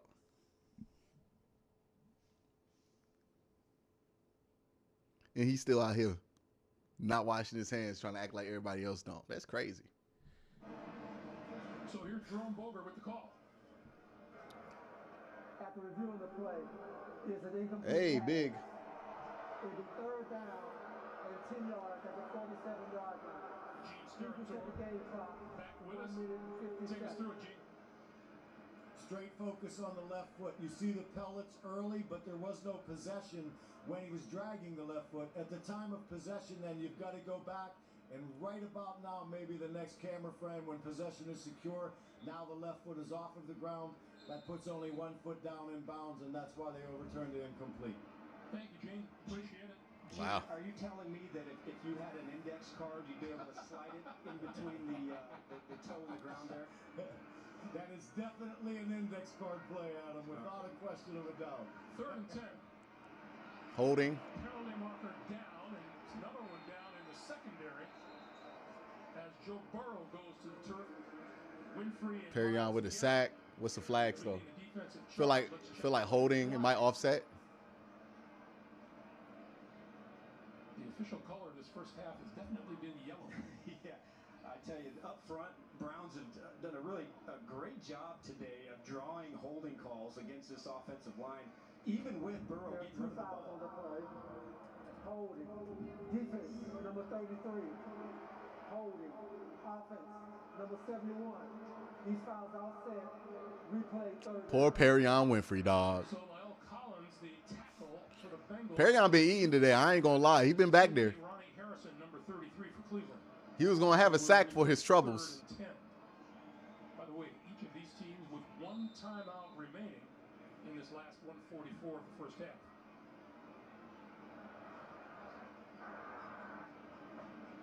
Everything in this game, other than a shot to Jamar Chase, has been underneath 10 yards for Burrow. Burrow.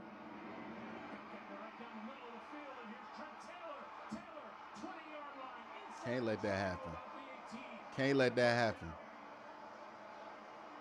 A pickup of 35 yards. Oh, such a great run and catch. Or catch and run from Trent Taylor. But again, you don't hold. You get that play. You get him off the field, man. But right when they needed a play on 3rd and long, Josh Johnson has a chance to make that tackle. Taylor catches it, gets up the field, and what a big play.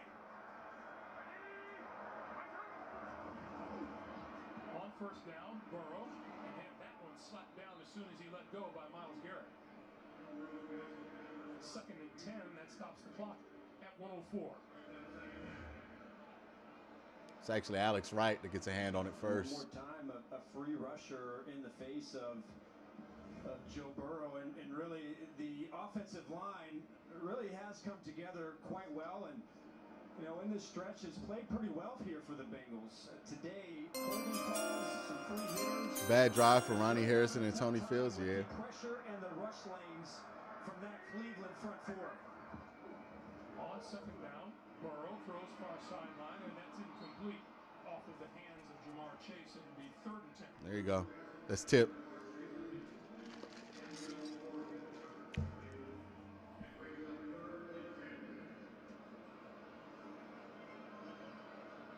This Bengals team riding Force a field goal here. 4-game winning streak. Force a field goal here.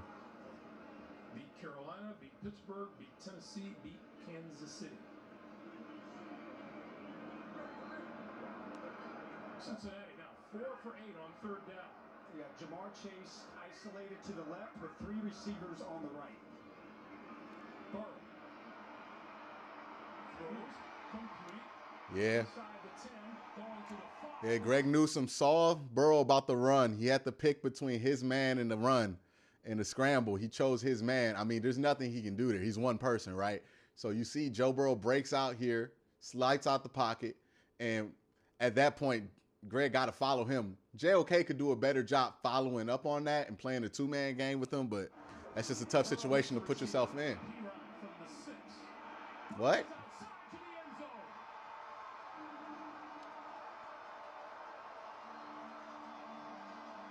That's why you wanted to put those points up early, man. What an effort by Samaje Perine, and I thought that Jadeveon Clowney, watch here, he had a chance to probably tackle him. Watch as he comes inside, he just runs right by him, and he thinks that somebody tackled Perine to the ground. He stops, and then Perine keeps going for the touchdown. Had a chance right there to make a play, but credit Perine once again for a tough run. And what a drive to finish up the first half for Cincinnati right before half. Oh, he missed it? The extra point is no good.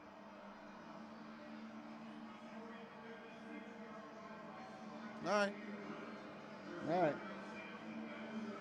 You get the ball back. 32 of 34 in extra point attempts until that one. He just pulled it to the left.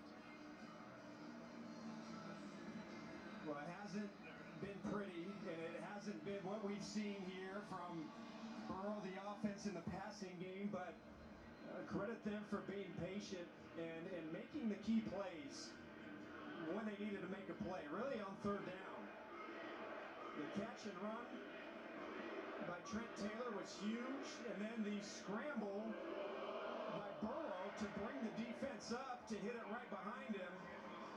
Really two huge plays. Gotta score. All right, y'all gonna get blocked again. Really short play. Yes. Another Cincy scoring drive courtesy of the refs. I mean, Browns got to do a better job not putting themselves in that position. We keep getting off-ball penalties. Like, not even where the play's going.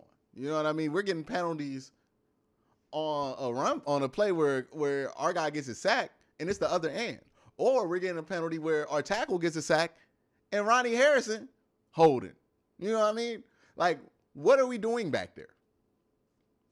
Got to be smarter than that. Just 24 seconds on the clock.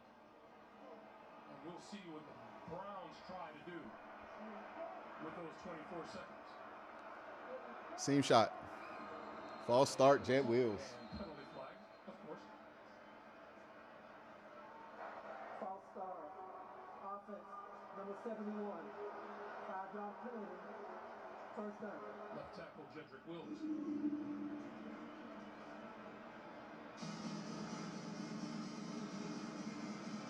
That may take us to the kneel down. That's 5 yards. No, Watson is still staying in the shotgun.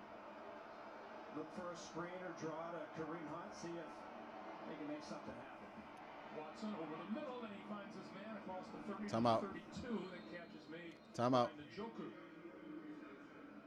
And Cleveland uses its last timeout to stop the clock with 17 seconds on the clock.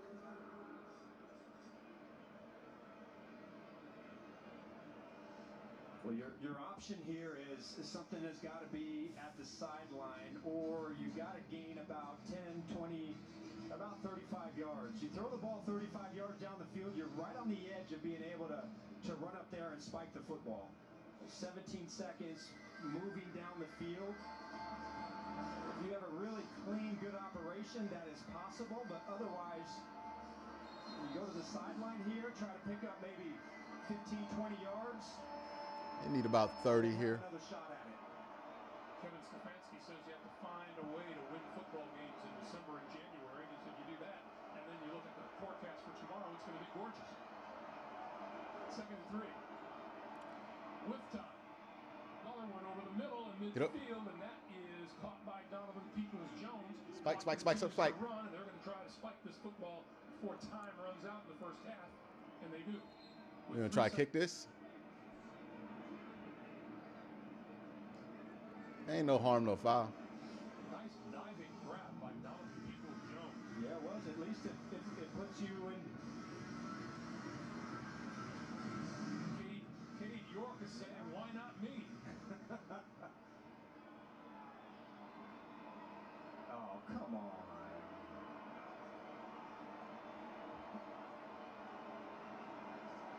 Brother, that's a 65-yarder.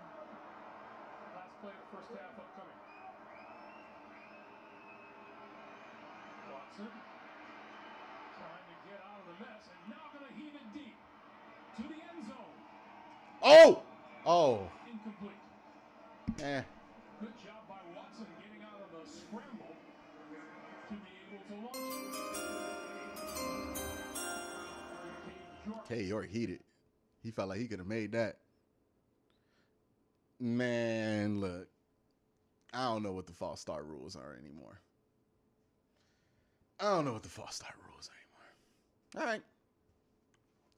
You got to score coming out of halftime, though. That's mandatory. You got to get a touchdown.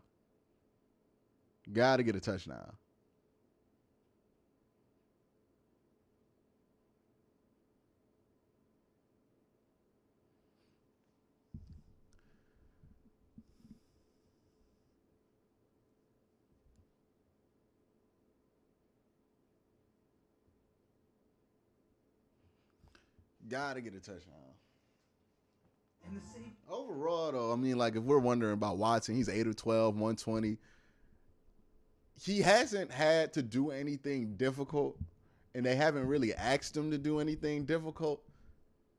And I think this is a good sign that I feel this way, but I feel like they just need to let him ball a little bit more, right? I feel like he's ready to let it rip a little bit more, and I think they're telling him to play some things safe, and that's adding to his hesitation.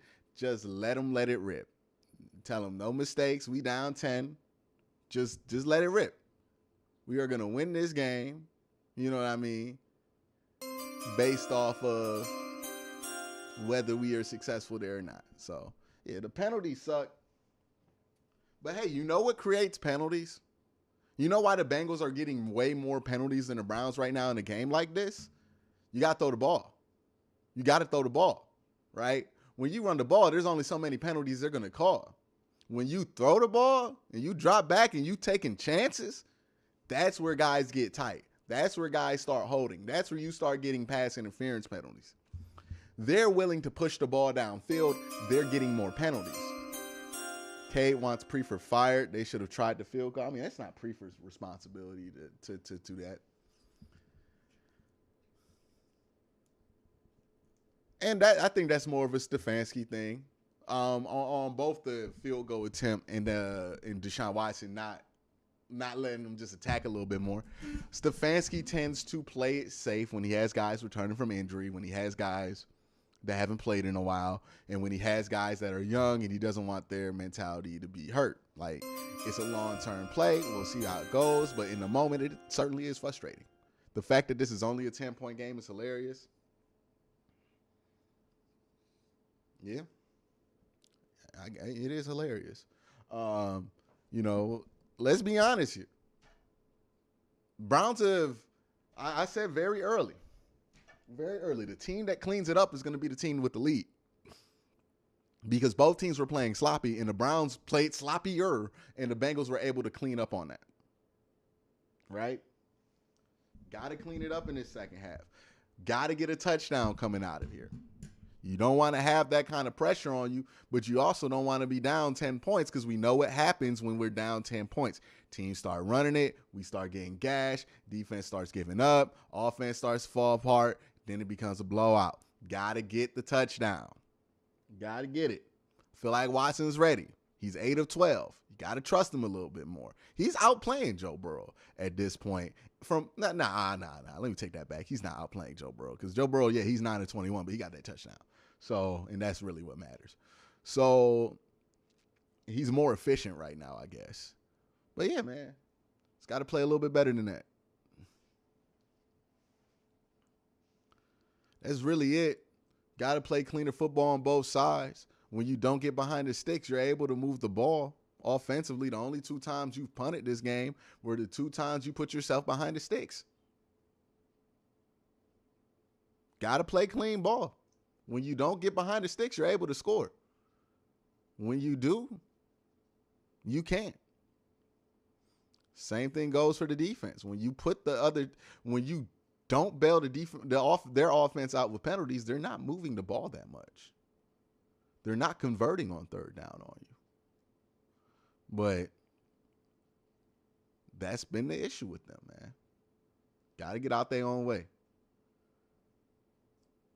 Got to get out their own way right now. Baltimore up 13-7 on Pittsburgh. But Joe Burrow dropping back, dropping off a dime to Jamar Chase in between 2 defenders. Jamar Chase and Joe Burrow fight the duo. They are up 13-3 at halftime. Jacksonville Jaguars, Tennessee Titans. Titans quarterback Ryan Tannehill hits tight end Chig Okonkwo over the middle. He pushes his way in the end. They losing to the Jaguars, dog. The Jaguars. They are the most up and down team in football, the Jacksonville Jaguars are. One week they'll be god awful, the other week they'll be good. I can't make heads or tails of them. How are they Oh, Davis Mills is in the game. I was about to say, okay, that makes sense. They are a much better team with Davis Mills in than they are with Kyle Allen. Okay, that's different.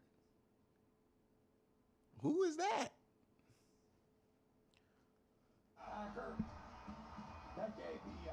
Texas 17-14 lead. Couple of field goals for each team.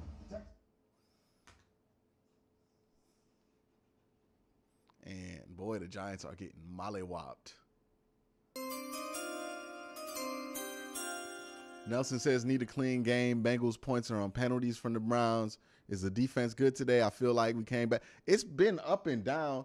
I felt like Perrion Winfrey, he's been having a really good game. I think he's been getting pressure all game. You've been able to get pressure all game. But it's like every time we get a play where we sack him or we push him behind the sticks, we always have a penalty to offset it on the other side.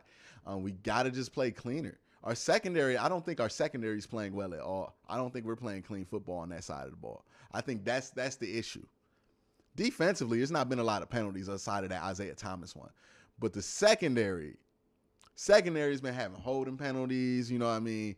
Tony Fields runs into the punter. Like, we gotta clean this up. I understand it's Jamar Chase, but it's only Jamar Chase out there. We don't have to freak out. We don't have to play the same risky game plan that we usually play when they got all three of those guys out there. When one's on the pitch count, the other one's out the game. You can play this a little bit safer. Just bracket him. Just bracket him. Don't worry about getting beat. Bracket him. Worry about everybody else. We could bracket Jamar Chase, live with what he gets there. But you gotta play cleaner. We're so afraid to get beat over top because we're playing this risky style because we thought that all three of them would be out there. Change up the game plan, man. They're not out there this week. Very physical game thus far. Get some grapes or something. Perrion and Clowney playing good. Would love a lead. Yeah, I would too. I would too. The good news is that they're 9-21 from passing. They got to throw the ball a lot right now, right? But you don't want to let them, you don't want this to end up in a situation where you don't score coming out of halftime and they end with like 35 pass attempts because they just didn't have to run it in the second half of this game. I mean, they just didn't have to throw it in the second half of this game. You got to force them. You got to get some points on the board. Got to. I'll be right back.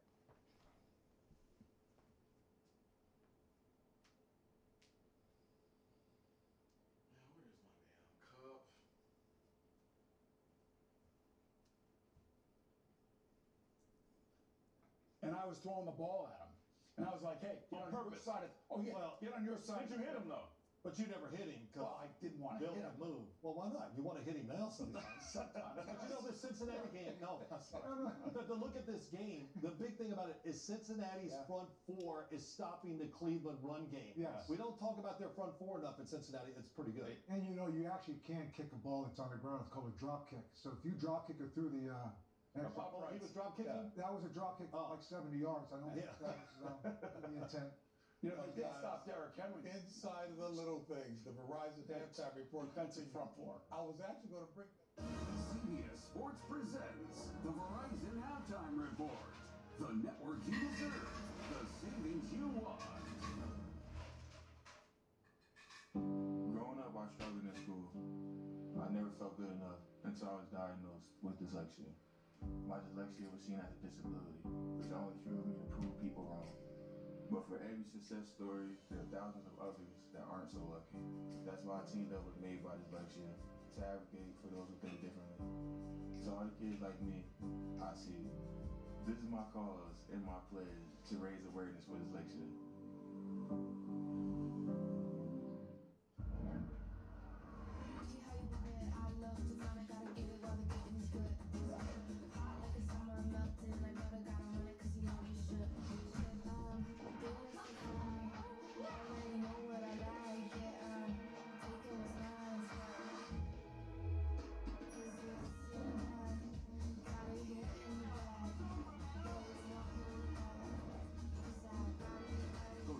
NFL.com for a special holiday offer. CBS Sports presents the Verizon Halftime Report. The network you deserve. The savings you want. It's week 14 of the NFL on CBS. That's what you do when you're the king of rushing the football. Down he goes.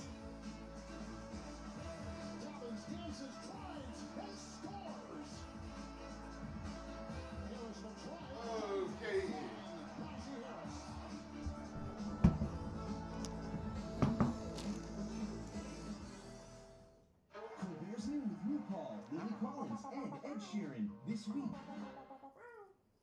When the details take precedence, the rest falls perfectly into All right. We strip away every. It's just been. How can I describe this game? It's just been a pretty game. I don't feel like this is especially bad on either side, but it hasn't been especially good on either side.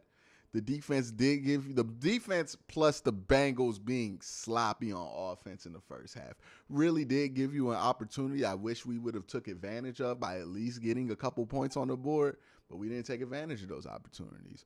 You know what I mean? The offense has been fine being able to move the ball, but one, not getting enough possessions. Two, some of the possessions were wasted because of penalties. And the defense has been playing well, but, you know, some of those drives where they got the Bengals off the field were aided by penalties. So, this is what it is. What is going on with these graphics today?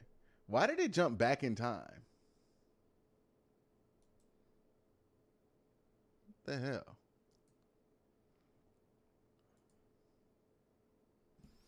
Okay. Oh, God. Not the drop down's open. Okay.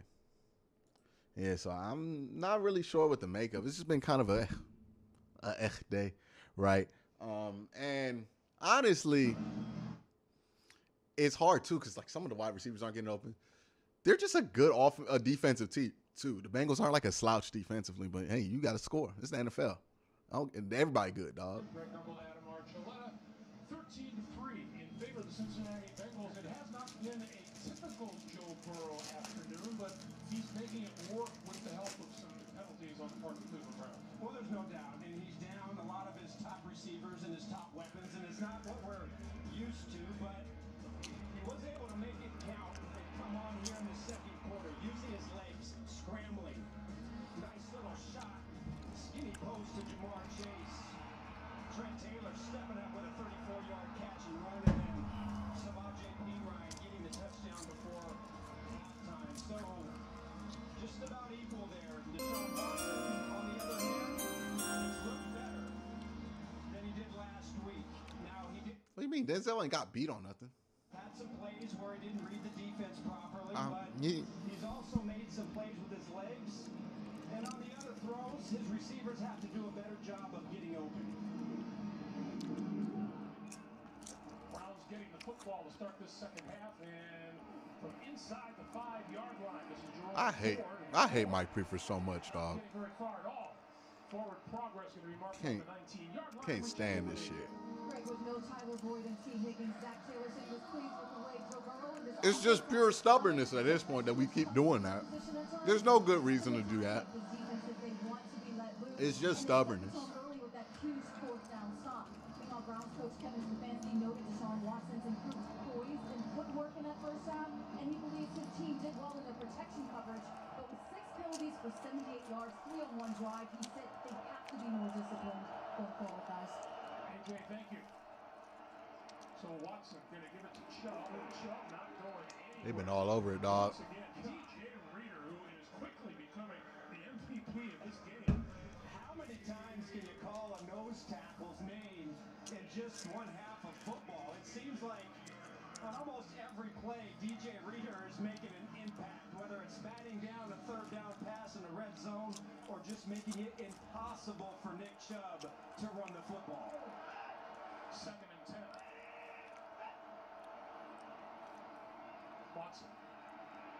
Far side. That pass is complete. This is Harrison Bryant. Third is short. So, Greg, I want to piggyback on what AJ talked about and the mistakes by Cleveland, because if you want to have a chance of winning this game, and certainly Cincinnati is not playing their A game, you know, you've got to be able to take advantage of that if you're Cleveland. And it's not very often that the Cincinnati offense is going to look the way they did in that first half. And so if you're going to just make those kind of mistakes and give them extra chances, it's not going to be likely that you're going to win this game. They have got to play a great second half and be clean. Watson rolls. Shit. On 3rd and 2. Donovan All right, man. Now we got to trust the defense to hold. This is where it gets dangerous. This is where it gets dangerous. By Mike Hilton, first of all, recognizing it, he was the short player, and then Von Bell coming over from center field. You see Mike Hilton, he sees it, recognizes it late. Von Bell's over the top, and Watson cannot squeeze the football in. Well played once again by the Bengals secondary. Trent Taylor. Just about his own 10-yard line, looking for running room, not finding any. And going down at about the 13-yard line. A.J. Green making the special teams play. 13-25. Here in the third. 13-3.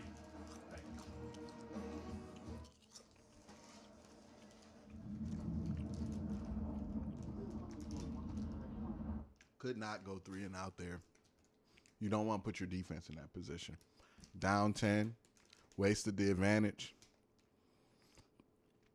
Could not go 3 and out there. Hopefully your defense holds. You get another opportunity, but we're running out of opportunities here for real. Ass gotta get the grass at some point, man.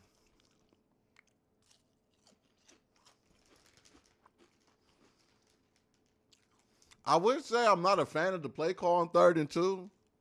But look, dog, every time they done ran the ball today, it ain't done shit. DJ Reader is living in the backfield right now. Chubb got 10 carries, 28 yards. This is DJ Reader kicking ass. We can't keep running that shit at DJ Reader and expect good things to happen. We got to get off that. So I agree with throwing it on 3rd and 2. I know people going to complain we ain't running. But have you not watched DJ Reader rip ass all day? Looking like Cam Hayward, but bigger and faster. That's crazy. Nah. Honestly, the more I see DJ Reader, the less I feel like we need to run the ball. We don't need to do that shit. Why keep letting DJ Reader make plays on you? There's Joe Bitonio on DJ Reader. Can't do nothing, dog. Joe Bitonio. It's not just, I know they're going to blame it on Yodi. It ain't just Yodi. That's Joe Bitonio on a double team working on DJ Reader. We can't do a single thing about it. That man just balling. Gotta run it away from him. We've been doing stunts, twists, counters, everything that we can to get this man off the goddamn ball. He's still on it. Just got to stay away from DJ at this point. Can't beat him. Run away from him. God damn it. So I agree. You shouldn't have ran that shit on 3rd and 2. I don't agree with run. I don't like those plays where you got a hot run out the pocket, throw on a run because you split the field in half and it really just cuts your space down on the 3rd and 2 play. I don't like taking options away when you go for it on 3rd and short, right? Like if you're going to throw the ball on 3rd and short, don't take options away by design. That's why I don't like screen plays on 3rd and short. That's why I don't like stuff like that. They probably should have just went empty, ran stick or something.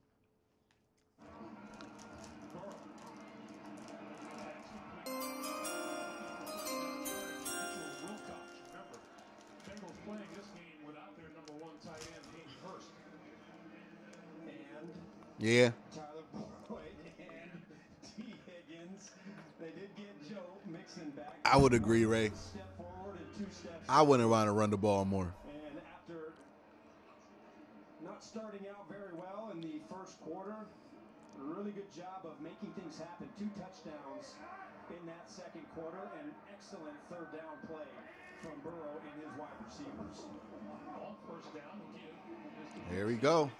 Here we go. 35 to about the 37 or 38-yard line. Can't put the defense. We cannot put the defense in this position and expect to succeed.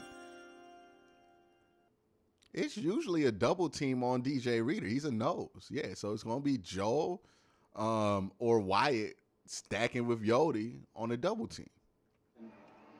I thought Wilcox really did a nice job last week. It's not just one person. They're running a 4-man front. That's where you use a double. Special teamer for Cincinnati and getting a chance to play here and has played well. Oh, Pickett.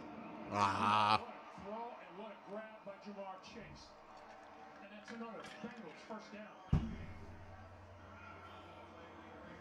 No room for error on this throw. Oh, I don't know how Greg Newsome didn't intercept this ball just right. He just threw it right over him. Had success throwing the Chubb. Keep going. No, you're not going to win this game throwing to the running back. You got to get that shit downfield. Stop playing.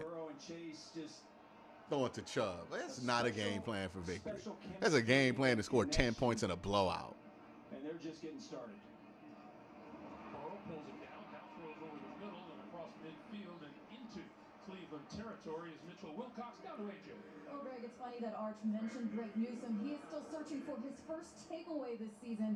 And speaking with Denzel Ward, he said the guys have kind of been joking with him because he's been playing so great, and it's going to come. They've been reassuring him, and Denzel Ward would know. He did get a pick 6 on Joe Burrow last year, guys. AJ, thank you. By the way, worth noting, Burrow has not been sacked today. Last year, sacked more times than any other quarterback. 51 on the slant. Well, he played that well. He just got beat.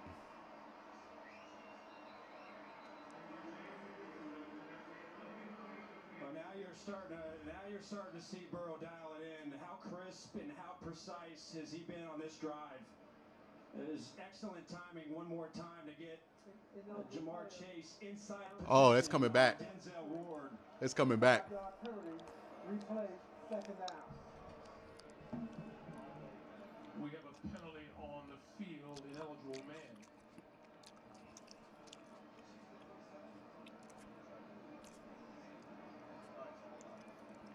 Really, it's the risk that you take, but it did look like Jonah Williams and Cordell Volson. That was a run-pass option where, depending on what Burrow sees, he's either going to hand it off or he's going to kick it out to Jamar Chase. And if he holds it just a second too long, then those linemen are going to get downfield. 2nd and 9 now. Holding in the sack. Flag comes in. And Myles Garrett making that stop. Let's see what this call is.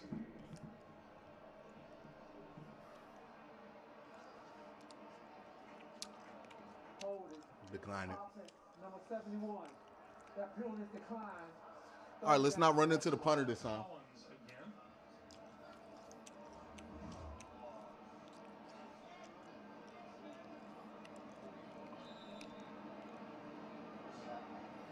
You see Clowney, Clowney tries to hit that inside stunt, and Collins gets beat, and rather than let his quarterback get hit, just tackle Clowney to the ground.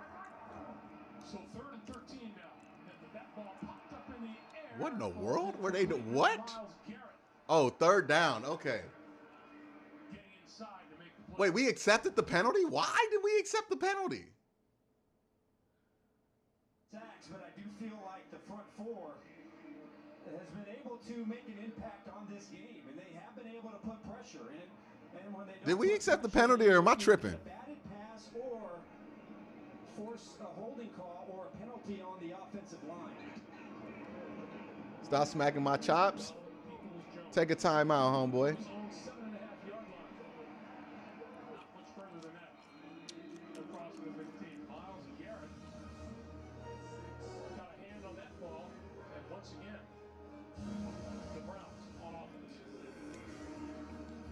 Well, I say 9 of 14 passing, and y'all out here calling for Jacoby Brissett. So, I say the dumbest shit sometimes. I mean, like, I love y'all. I do love y'all. But y'all be saying the dumbest shit sometimes. Y'all want to put Brissett in the game. Deshaun Watson 9 of 14. You think Brissett about to change that? You think Brissett about to open it up for the offense? Secondary been playing. This Bengals secondary been playing lights out all game. Every throw that Deshaun Watson has completed, outside like 3 of them, has been really tight window throws, and we want Jacoby Brissett in the game because we just magically think he's going to make the Bengals defense worse. Remember, when Jacoby Brissett almost had 300 yards against the Bengals on Monday night, the Bengals lost like 4 of their best corners. Like, there was a reason we were able to throw on them. They have all their corners right now. They're playing really good right now. We got to play better. And our only hope to play better than a really good defense is to have really good quarterback play. And that's going to be if Deshaun Watson gets it together. And he's been playing all right. What are we doing here? Stop calling for the backup quarterback. He's not coming in. It's not a useful conversation. It's not a useful subject, talking about the backup quarterback. There is nothing more pointless than talking about the backup quarterback right now. There really isn't. It was pointless when Jacoby was in. It's pointless right now. After getting burnt so many times last year with screenplays, they seem to sniff them out really well. Yeah, their linebackers have learned. They're not biting on stuff. They're playing well. This defense for the Bengals, playing very well. Can't take that away from them. Still got to beat them, though. Still got to score here. I'm sorry you had to relive that. Let's take a look at the game flow presented by Progressive Insurance in the second quarter. Joe Burrow, you got to figure he finally got things underway with that touchdown pass to Jamar Chase. As the Bengals lead it by 13-3, and Samaje Perine finding the end zone as well. So here are the Browns. First down. This is Chubb. Can't do a thing about DJ Reader. Goodness gracious. So how's Deshaun Watson doing so far today? Well, I'd say it looks a lot better than it did last week. He's 9 of 14. Nice job hooking up with Amari Cooper here on a big third down. Uses his legs, scrambles, picks it up. This pass to the near side, and that is Donovan Peoples-Jones on the receiving end. The Cincinnati secondary is really making it tough today. They're really... Travis, I'm streaming for 4 hours. I'm going to eat these fucking grapes. You see the numbers for Deshaun Watson in the... If you don't like, well, I'm about to be done with these grapes in like 2 seconds. Just mute your stream. That's something you could do for like 2 seconds. Let me eat. And that's a penalty on us. Thank you, Travis. Sloppy game or what? That's their 8th penalty. Is there a cold tub for officials for their arms? There might be. Snap infraction. A snap infraction? 5-yard penalty. Still third down. Throw a hole in the center. Can't keep doing this shit to yourself. Now it's 3rd and 10, right? A pretty nice 3rd and 3 is now 3rd and 8. We've still had Cooper only 3 times. I really felt like at some point by the end of this game, Cooper has to have around 9 or 10 targets for the Browns to be successful. They have got to be able to get him involved. Here comes the blitz. Watson can't escape. Watson never had a chance. He goes down, rests right around the 15-yard line, and that'll bring the Cleveland punting unit on. Nice pressure. How about Lou Anarumo and putting the defensive end, Chris Hubbard, at linebacker. Run a start with Logan Wilson inside. Wrap Hubbard to free him up and just... Watson We're playing a dangerous game here, man. We're playing a dangerous game. Defense really has come to play today. Nick Chubb only 30 yards running the football. They can't win with that kind of running production today. Trent Taylor make the fair catch at his own Bad punt, too. Playing a dangerous game here. For the Bengals, they have the ball and a 13-3 lead. Take a picture. What's that? Is that a new iPhone? Yep, I just got the new iPhone 14 with this amazing camera at T-Mobile. Wow. At T-Mobile, get 4 iPhone 14s on us and 4 new lines for $25 a line. This December, the biggest movie of the year arrives on Paramount.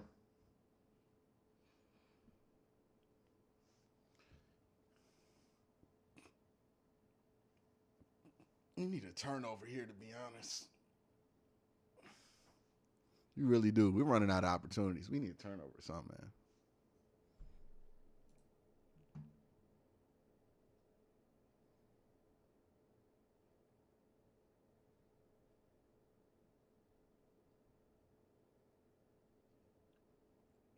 That's crazy. Detroit is beating down Minnesota. You know it's even crazier? You know the Detroit Lions were favored in that game? The 5-7 Detroit Lions were favored over the 11-1 Minnesota Vikings. Or 10-2 Minnesota Vikings. Tells you everything you need to know why people ain't taking them serious.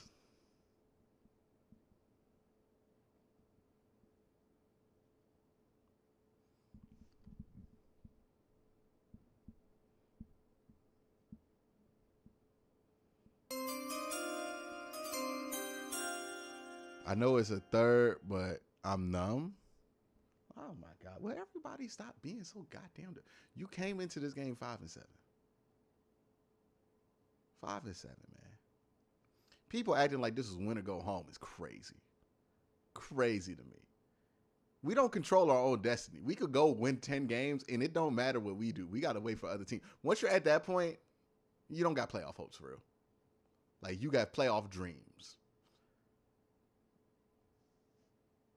Just enjoy the game as it is.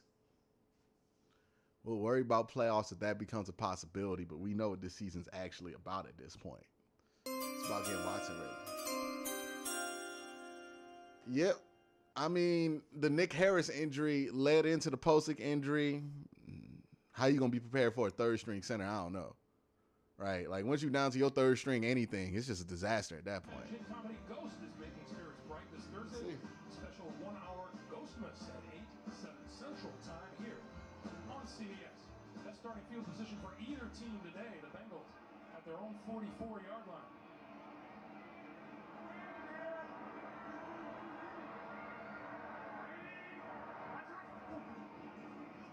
Burrow going to throw. Sideline. Jamar Chase. First down yardage out of bounds at the 45 of the Cleveland Browns. A really nice job by Joe Burrow. He's going to see the matchup. You see Newsome, he's going to come up, and he's going to play the run, and what that does is isolate now Chase on John Johnson, the safety, and that is a tough position to play that route from. When you're deep and inside, and Chase runs that little speed out, it's tough to stop without underneath help by Newsome. This is Mixon. No, the fake to Mixon. Throw, and here is all alone for the touchdown, Trenton Irwin. Playing a dangerous game. Playing a dangerous game.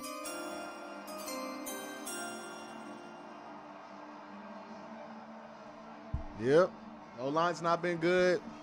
Honestly, the offense ain't been good since Posick went out, man. Ooh, boy, Grant.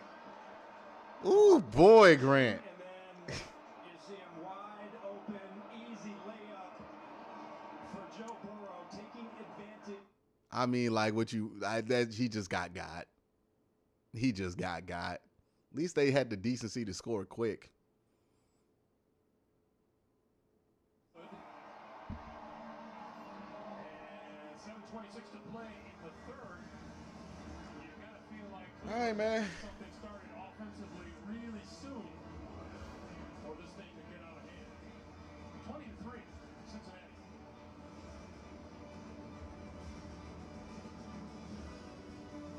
The refrigerator is Greg's happy place.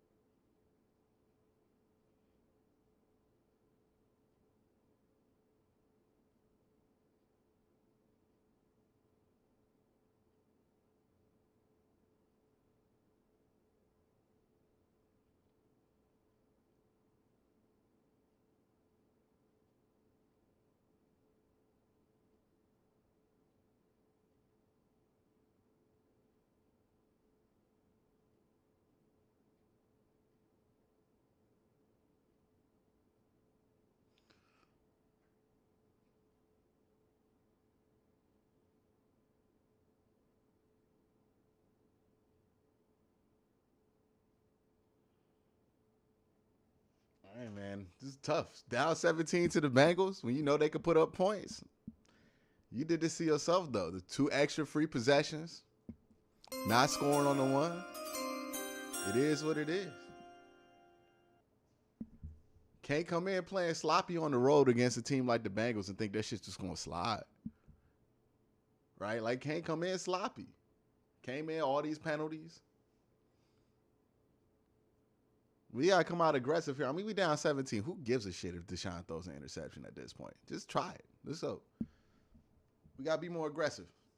We come out here with the same run the ball. Let's let DJ Reader get another TFL. Then we going to throw for a little stick, 4 yards, and we run the ball again. That's not helping nobody. That's just going to service the blowout.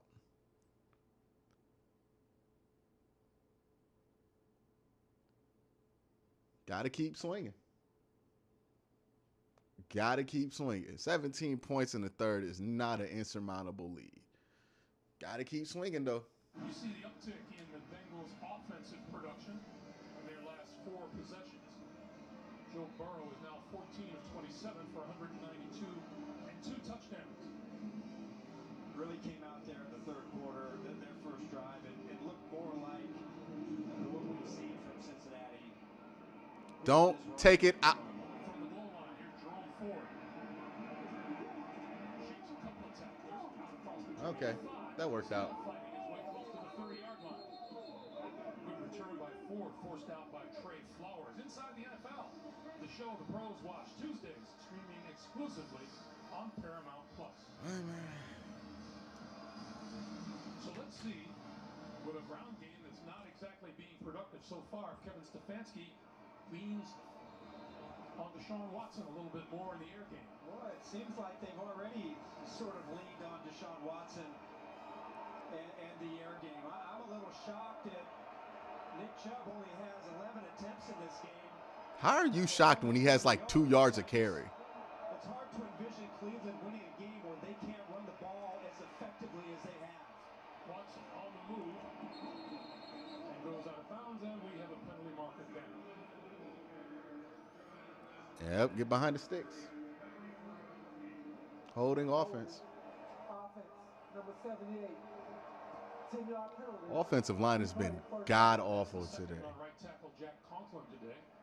98 penalty yards against Cleveland so far.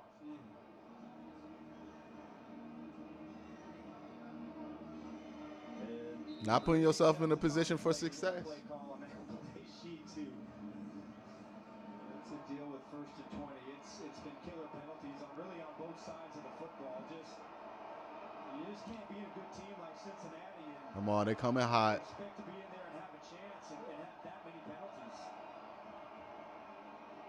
Watson completes the short one to Donovan Peoples-Jones at the 25-yard line.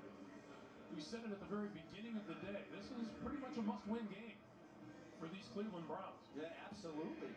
Coming into this game 5-7, and they did have a 2-game win streak. Won a great win against Tampa a couple weeks ago. Last week was a complete, special teams and defense. Watson throws to Peoples-Jones again, this time the near side of the field, a 35-yard line. That'll leave him 3rd and 4. They're still really outside of one, nice completion on the sideline to Amari Cooper. He really has been a non-factor. He's now thrown the ball 7 times to Donovan Peoples-Jones. But Amari Cooper only 3 targets and 2 catches in this game. Well, they're bracketing him. Your top 2 weapons in Nick Chubb and Amari Cooper have been non-factors, and Njoku as well. Only 2 catches for 15 yards. Where does he go on 3rd down? Just run it. Going to run it. And across the 40 to the 41 for a 1st down.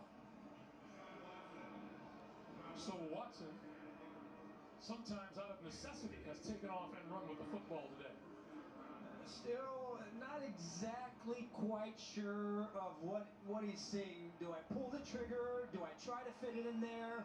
Maybe not, but he's able to pick it up by using his legs.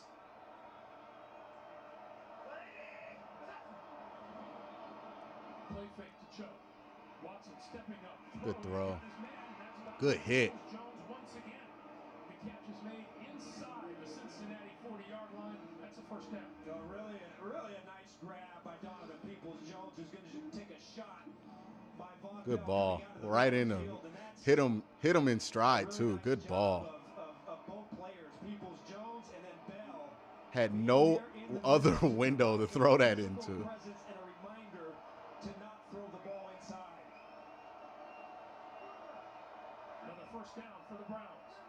I was just going to say, Greg, they've got to find a way to get some explosives in their offense.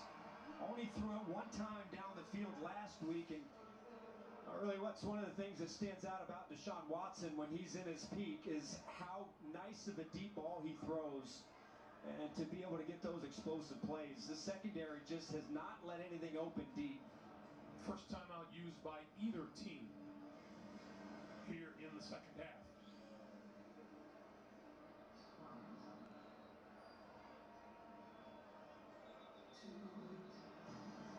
It was interesting. We referenced. I wonder what was going on there. Can we acknowledge DPJ as our what? You're just saying stuff now. Amari Cooper is the #1 receiver.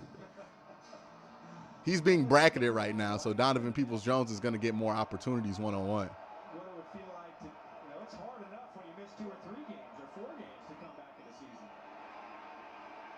That one's going nowhere. Nick Chubb, they have locked down on him. B.J. Hill making the stop.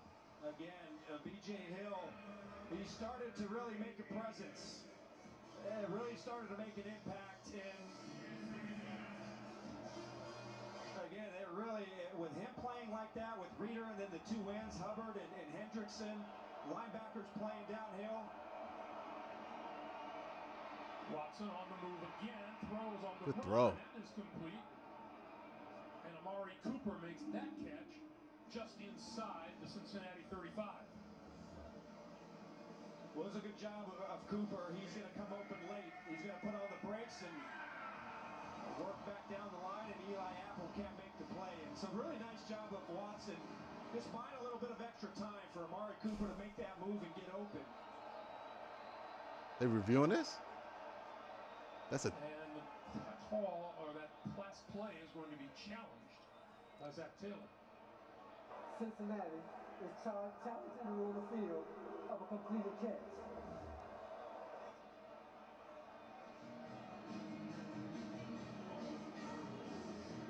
That looks pretty good to me, Arch. Well, I'm sure what Zach Taylor is thinking is when he had control, was the right foot on or off the ground? Watch the foot. And how many tight catches have we seen? Oh, they're saying he recaught it? That's true. It's the formula today. Gene's territory with us. Are they going to say he recaught it on the bottom? I am, guys, and I'm looking at the same thing you just alluded to. It's when that possession occurred and where that right foot is on this play. It's the right foot. I think we had a really good low end zone look that kind of squared it in where you could see both. Right now, to me, in my opinion, it feels like that right foot was just above the ground whenever possession was secured. I think this is our best angle right here. Possession now, and then, you know what? What about the bobble right there? I think that the bobble is really what puts it into play, isn't it, Gene?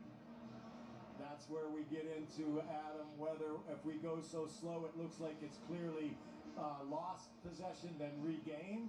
When we watch it at a little faster speed, it may look like a pair of just ball movement, but that's where the judgment will come in, and you're right on that, because it does look like it kind of is removed completely from his hands and then repossessed. So really, really tight play, but that's where the judgment will come in right now. You gotta love frame by frame. Well, taking the emphasis off the footwork and onto the arms and the possession is a good thing, because we're running out of index cards around here. Yeah. What are the chances? Basically, three almost identical situations on the sideline in one game. Here's Jerome Boger. After reviewing the play, it is an incomplete pass. It will be 3rd down at the 41.5-yard line. Please set the game clock to 4 minutes, 10 seconds. Cincinnati is now out of challenges. So, Gene, I would imagine that they overturned that because of the bobble, the right yeah. was off the ground. Am I correct in saying that?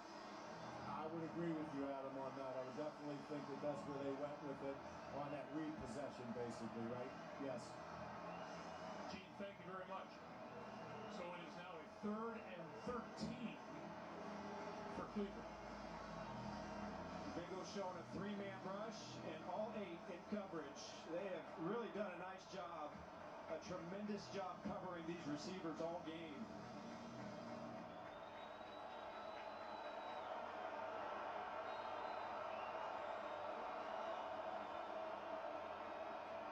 Watson over the middle. That is Yeah, they're gonna go for the field goal here. Bell, the rookie, out of Purdue. At this point, I really don't think that a field goal is going to serve you well. You've got to, especially with the way Cincinnati here in the second half, they're starting to heat up on the offensive side of the ball. You've got to do something. They haven't been able to take the ball away, but you have got to be able to create and get a touchdown here to have a chance. Deshaun Watson needs the 28-yard line for a first down. 4th and 5. The Bengals showing all-out blitz again. Quick pass. Good play. And that is Njoku for the first down. Well, this time, you see it, they did this earlier. Now this time, Watson, he reads it and then sees the linebackers. They're going to drop back. And both he and Njoku on the same page, and he's ready to fit it in there right between Bell for a big play on 4th down. So first down now, Cleveland at the Cincinnati 27. Watson throwing far side of the field. Here you go. Njoku escapes traffic and goes out of bounds with another first down for the Browns. There you go. Show some life. They call Chief. Yeah, well, you've got to find a way to get the ball into your most explosive players. Woods makes Q take. Woods makes Q take off the Woods. That if you have a chance getting the ball into their hands. Oh, good call. Get it in. Touchdown. Reaching for the end zone. Did he get there? Touchdown.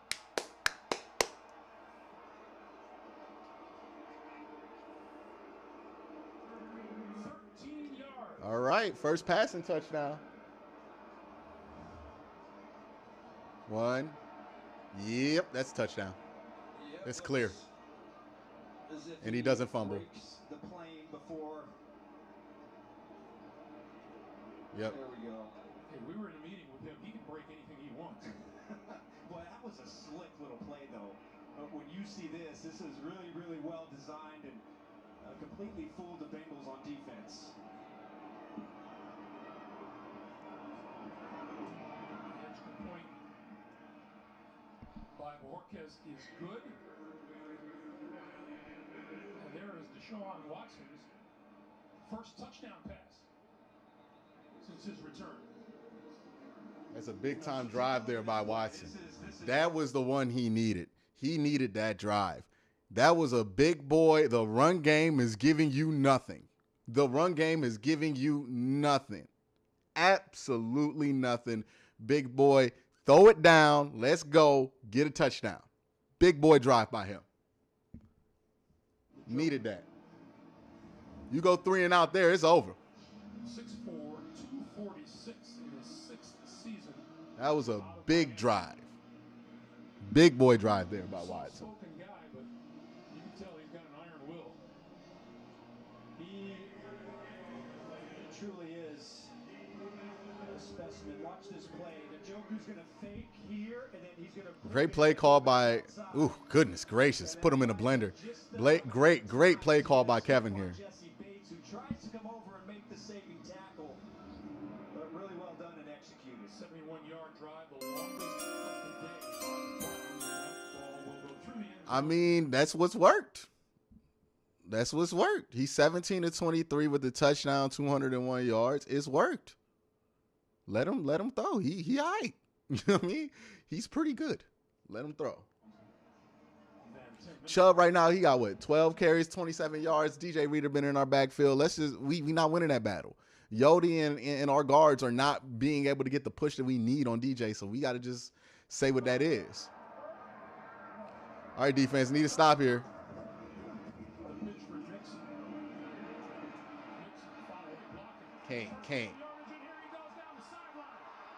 Can't have that. They fed the hot hand on that drive. I love it. Yeah, now we got to get a stop, though. Lyle Collins and Wilcox leading the way. Check out number 71. Carry He's gonna on. come around that mountain and get his hands. And then Grant misses a tackle. Kuz misses a tackle. And now it's a big play. Off to the races.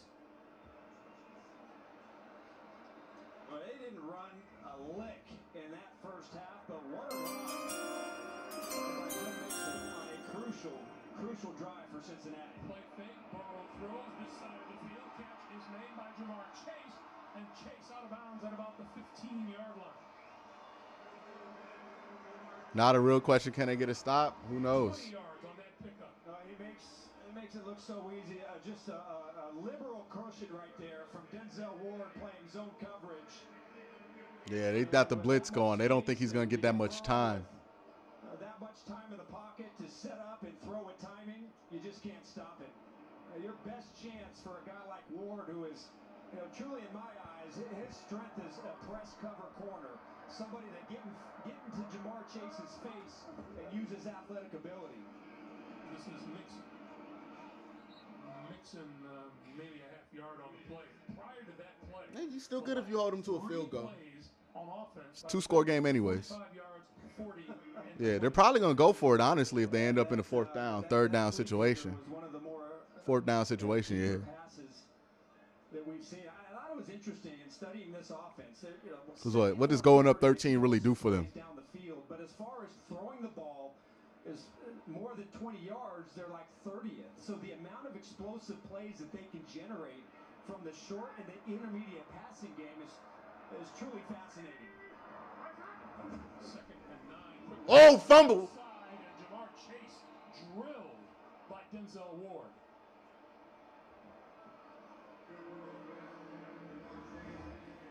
This is how you play the now route. Really well done by Denzel Ward. So it'll be 3rd and 9 with 9 seconds to play here in the third quarter. This is big. Get him off the field. Cincinnati is 5 of 10 on 3rd down. That's 50%. They've been an excellent 3rd down football team. Burrow up near the top, 1 or 2 3rd down quarterbacks in the National Football League, and he's had to do it without Higgins and without Boyd.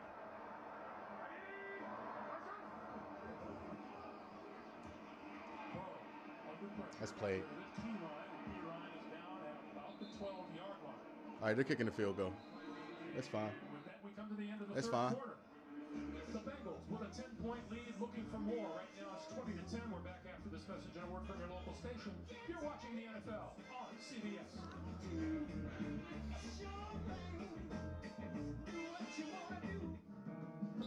Let's go again. One more. One more, man? Oh, man. All right, little bro.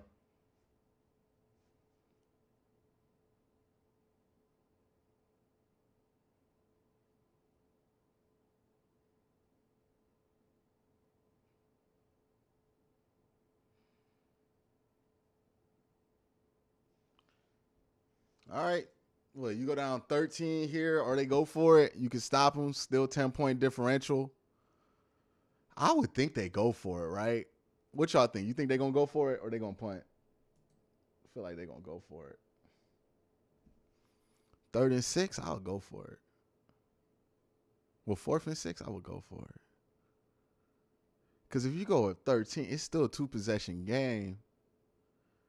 You do leave yourself susceptible to losing on a touchdown, but I mean, you can lose on a touchdown with 13 up, right? The only thing you're avoiding is possibly letting them tie at the end of the game with a 13-point lead. But how much is that worth, the opportunity to just get 6 yards and put this thing out of reach if you get a touchdown? You know what I mean? I don't know. I think they might go for it. I wouldn't be surprised if they go for it here. If they do, this is right in the range where the Browns are pretty decent on 3rd down when it's like less than 7. So we'll see what happens here. They've had the whole quarter break to think about it. I would not underestimate that they go for it here. I would not underestimate that. Whenever these damn commercials are over. Oh, my goodness. Some long-ass commercial breaks, I tell you.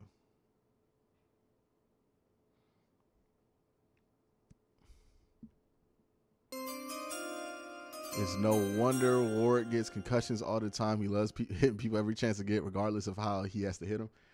I mean, he a small dude who has to tackle a lot of big guys. That's just going to be a recipe for concussions. He's just not a big guy. And head, well, I mean, like, size don't really matter when it comes to head, but I think it's the weight that matters of the people that he's trying to tackle. Along with our producer, Jonathan E. Siegel. Oh, they kicked the field goal. All right. AJ Ross, we go to the fourth. 20-10 ball game. Bengals in the lead, looking to add to it. What's the score of the Steelers game? In the AFC North. Ravens up. From 30 yards out. So if the Steelers and the Browns win, you and Tony are going to dress up and cut a brother. I ain't got no costume or nothing, but we'll have fun with it. So the Bengals put 3 more on the board and lead it just. But Watson's looked pretty good. Probably at his best drive of the season. First touchdown on this last one. See if he could build on that. Get this game back to 1 score. In practice, he showed clips of every player on their roster making effort plays. Literally every single guy, he said, that played in that game, he was able to find a clip of them taking that extra step, making the effort. And when you have guys that are not only talented and confident, but giving that extra ounce of effort, he says that's what gets you wins, guys. Yeah, AJ, hard to argue with that, isn't it, Arsh? Well, yeah, especially with Kansas City, you know what they bring and you know what kind of effort that you're going to have. To beat a team like that in December with Mahomes, it's got to be a team effort, you know, in all phases. And again, I just think Bengals really are a story of a team that truly, almost like they had an extended preseason with the first 2 games of the season. After those first 2 games, you throw those out, and it's really a team that has gotten better and better every single week and is playing their best at the right time. Drove forward from the 2, he's bounced out of bounds. Just right around the 25-yard line. Reminder, next Sunday, an NFL on the CBS doubleheader. Chiefs, Texans, Bengals, Buccaneers. It's a pretty terrible slate next week.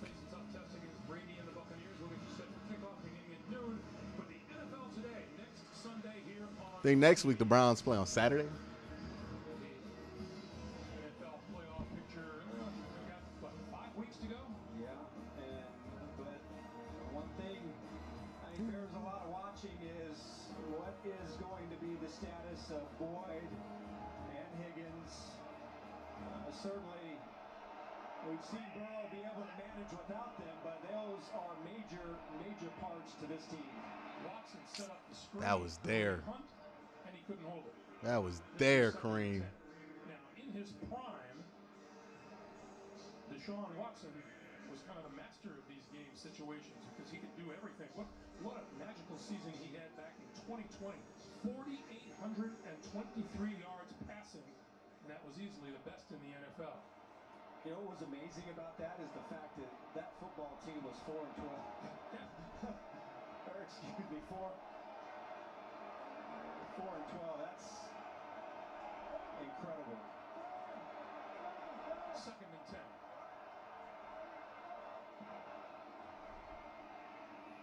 Try it again. Kareem Hunt trying to leapfrog. Not getting very far. It'll be 3rd down. Let's cook here. Let's cook here. Not one of his more successful leaps. But a lot of guys doing that these days. It is. And a lot of them are able to pull it off. Right now, Deshaun Watson has to pull off a 3rd and 8.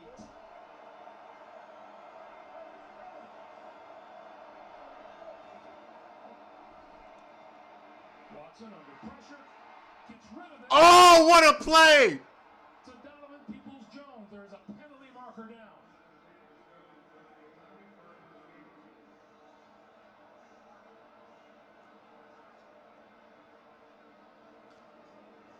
What an effort by Deshaun Watson. Decline. What a play. Oh my goodness. How did he make that throw? Look at this.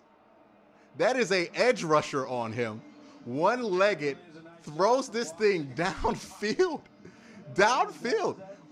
The brothers over there, Hendrickson and Sam Hubbard, both. No, that was a 15-yard completion on one leg.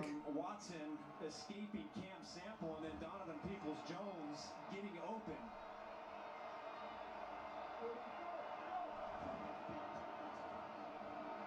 Watson gonna launch this one to the Oh. Damn. I'm fine with it. I'm fine with it.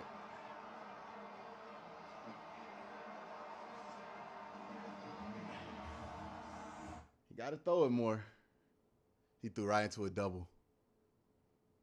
Threw right into a double. I think his eyes probably brought him there if it's Jesse Bates that got him. Definitely his eyes. He got to work on that. His eye discipline has not been great since he's came back. He's got to work on that.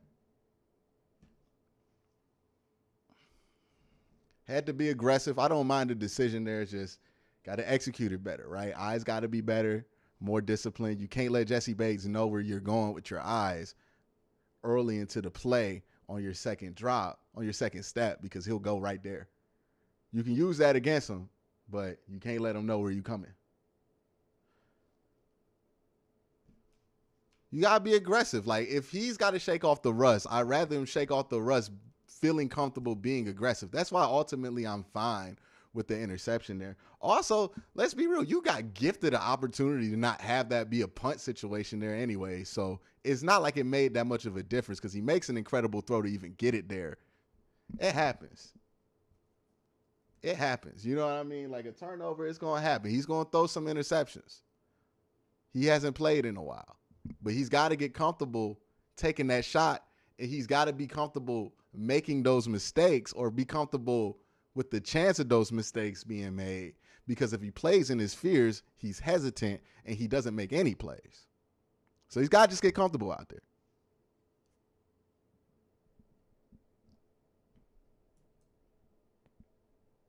How are y'all mad at Stefanski after that?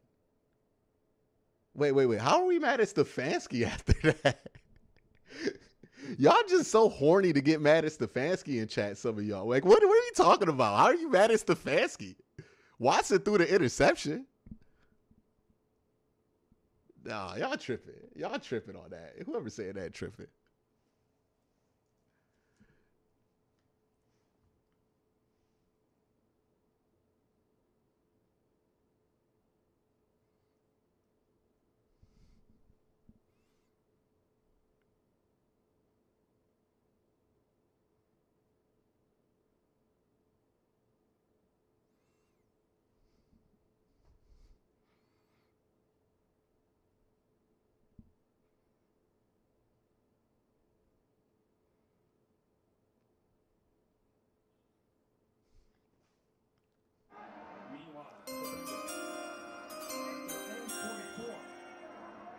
Yeah, there's been no throws at somebody's feet. He's been pretty accurate all game.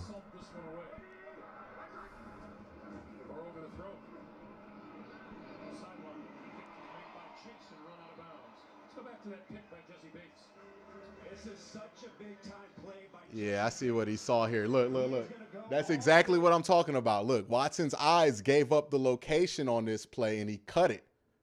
If you hold Jesse Bates, Jesse will read your eyes, but that's about it. If you hold him on that hash, like just an extra second there of holding him on that hash, and he would have been fine.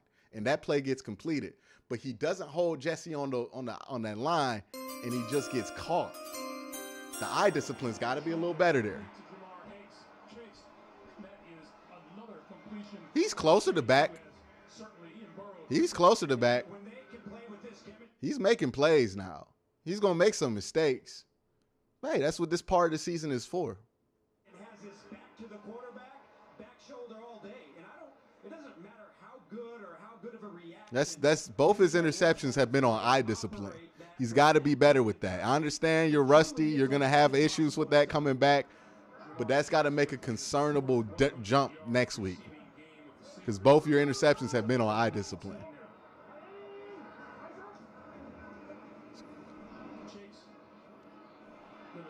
Oh, wow. Can't believe he took that sack. That takes him out of field goal range. Jamar Chase gets up smiling. Yeah, I'm not exactly sure because there's nobody going downfield. Look, all the linemen, they're releasing upfield. And Jamar Chase like, wait a minute, there's no receivers to throw the ball to. he had linemen down the field. Like literally, there's nobody. Everybody's blocking. And somebody didn't get the message, the updated play. 2nd and 19.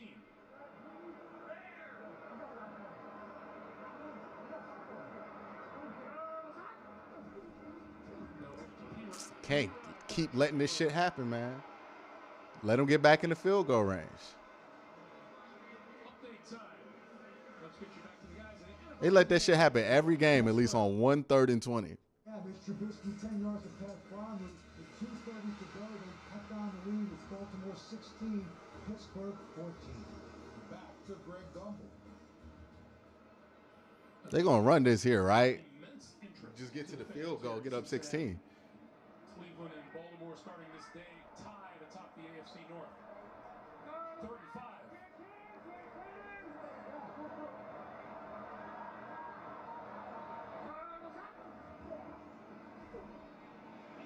Tip intercepted. What are you doing? God damn, you're not Ed Reed. Don't ever do that shit, dog. You're not Ed Reed, dog. Oh, my God. Ooh, boy. I was about to be angry. What? He thought he was Ed Reed. What are you doing, dog? You thought you was Ed Reed. Yeah, that's not a very, very smart idea, but really a heads-up play. All right, so it's a catch. Fumble. And batted passes, if there's one kind of strange blemish. Deion, what the hell, dog? You a vet. Why you do that? I don't like the pick. You can see Watson is getting back to form. Hope next game is better. This season's always... Yeah. On him since back in week 2. Watson to throw. Chubb cut down immediately on the near side. 2nd and 7. Cam Taylor-Britt. Well, listen, you're only down by 13 points here. You've got 10 minutes left in the 4th quarter, so certainly the game isn't over, but you've got to start to get this thing in gear. And again, you've got to find a way to get some explosive passes in the passing game. You're not just going to be able to methodically work your way downfield and back into this game.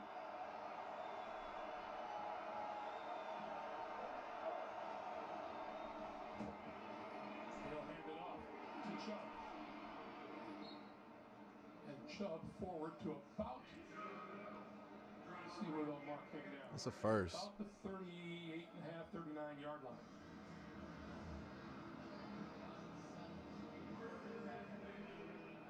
Nice job by Joe Bitonio getting out there and giving Chubb the soft corner.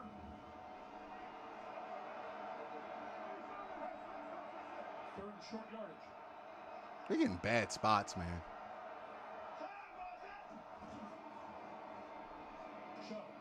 God damn. How? DJ Reader again is just, boy, how good is he? It just messing up your day? Messing up everything up inside. He takes Froholt and just shoves him back. Every single run play, DJ Reader has been a major factor, and for a really good, talented offensive line, they've had no answer for Reader up front. Watson from the shotgun on 4th and 1. He's going to keep it and get the first down across the 40 to about the 41. So Nick Chubb, Clowney's best game this year? I think so. Rusher in the NFL. Can't remember a better one. He has 14 carries, 34 yards. Incredible. Again, credit Cincinnati's defense. They did it to Tennessee, and they've done it to... Don't move. Get the 4. Don't move. Running games in the National Football League. And again, really impressive. 3 different styles of offense. You got the run game and Derrick Henry.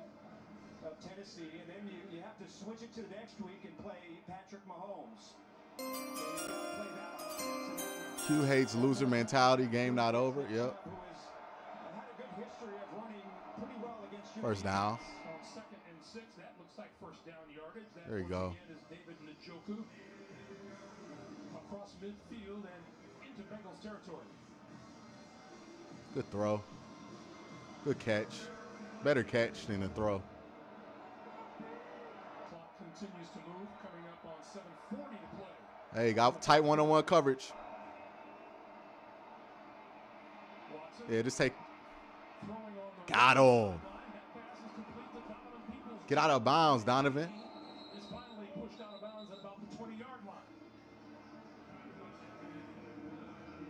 Well, it was a tough play. If you're Eli Apple, first of all, you know you're deep in coverage, but then you have a dilemma because you see Watson, and he's going to be able to break the pocket and get upfield, but you cannot commit to Watson until he crosses the line of scrimmage and give up that pass down the field.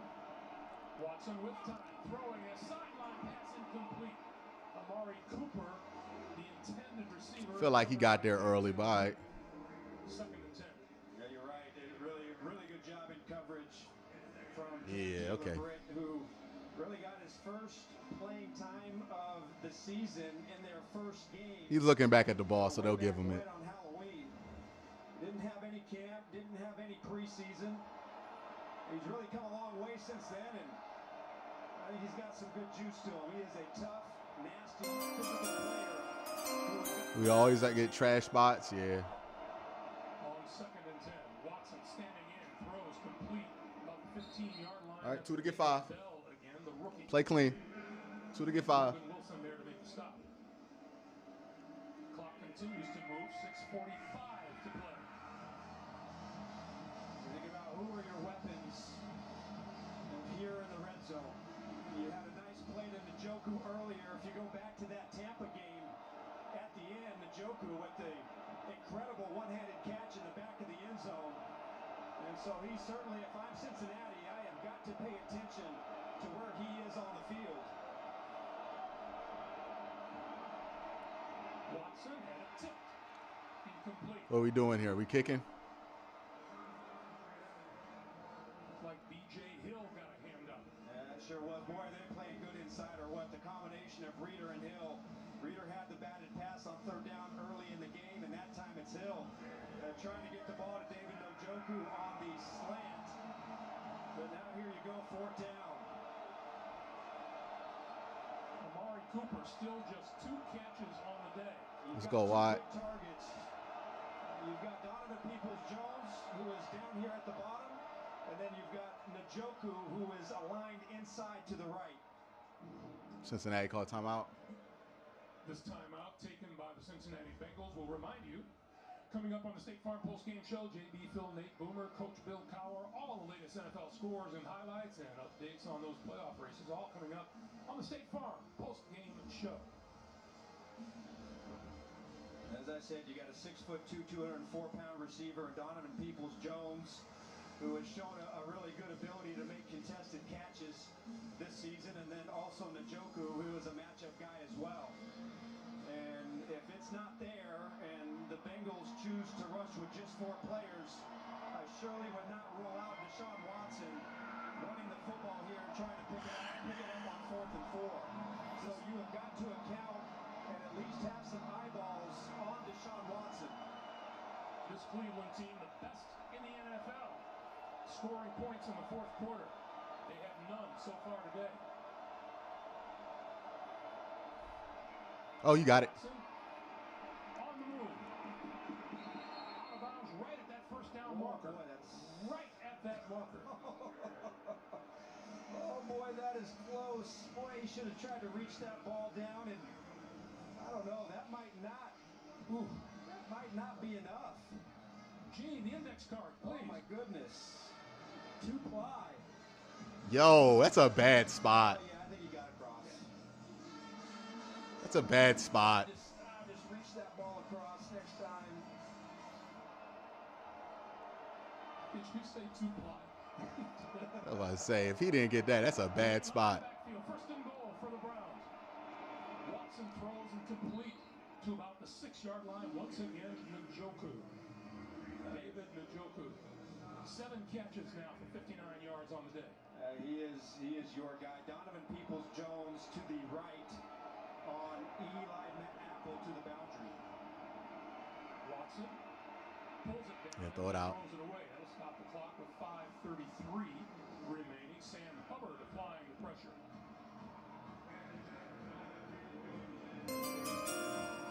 Live feed seems to be yeah, I know. Somebody does it every time. It's behind for a reason. I'm on Sunday Ticket. Since last week, I'm sure that he's fatigued right now, but this is his chance to make a play. And I know the old Deshaun Watson was always magical in these moments. Njoku one more time is to the backside, to the right, all by himself. Watson throwing end zone off the fingertips of Amari Cooper. 4th and goal. All right, come on, make something happen. We always talk about that chemistry that has to exist between a quarterback and his receiver. Yes. But that was really excellent coverage by the rookie Cam Taylor-Britt. Really made it difficult for Amari Cooper to run that route and get the inside position. That had to be an absolutely perfect throw and perfect catch. A high degree of difficulty. Let's see what Kevin Stefanski dials up on 4th and goal. Does not appear. Oh yes, Njoku is inside. And Peoples-Jones is all the way to the bottom on the rookie Taylor-Britt. Lobbing it this side of the field. He didn't get there early?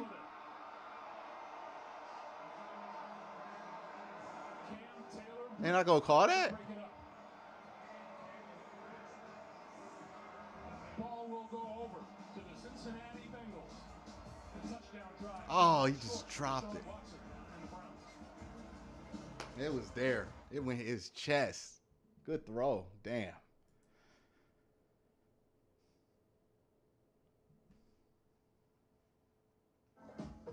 That was a good throw. What are you talking about? That's a good play call, too. That's a fade ball in the end zone. Do some of y'all just not know what the fuck y'all talking about? I feel like some of y'all, every time, bro. Some of y'all. All right. You can go. Yeah, that was a good ball.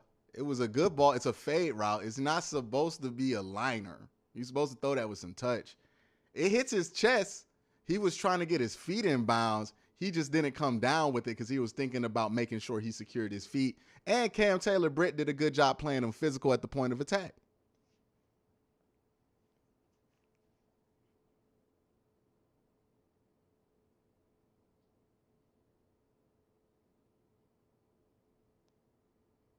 Yeah, I don't understand the criticism of the play call or the throw.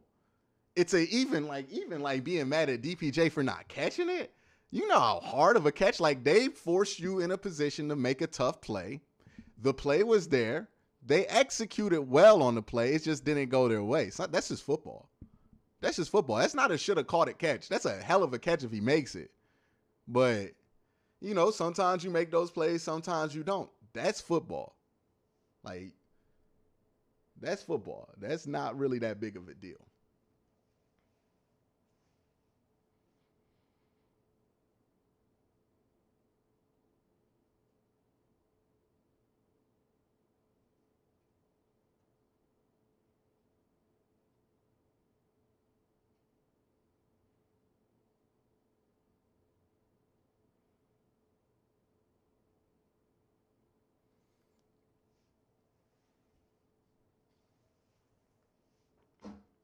On CBS is sponsored. I don't mind if you go out like that on the 4th down. That's a fine call. That's a fine play execution.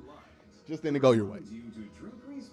You're trying to get the flag there, too. That's why I think you're trying to get. Be an outsider. I said, why did it change to 72%? Welcome back to Cincinnati. We are in Paycor Stadium where the Bengals, with 5:25 to play here in the 4th and possession of the ball, look to put the cap on their 9th win of the season. Baltimore has already won, so they are trying to keep pace at the top of the AFC North.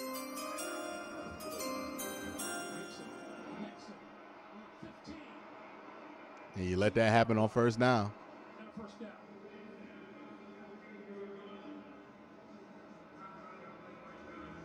Boys, the offensive line and Joe Mixon turned it on here in the second half. Kicked it off with a 40-yard run in the third quarter, and just as you're backed up, bust a big one to pick up a first down on first down. 21 yards for Mixon in the first half. Here in the second half, 65. Yeah, he was much better this week.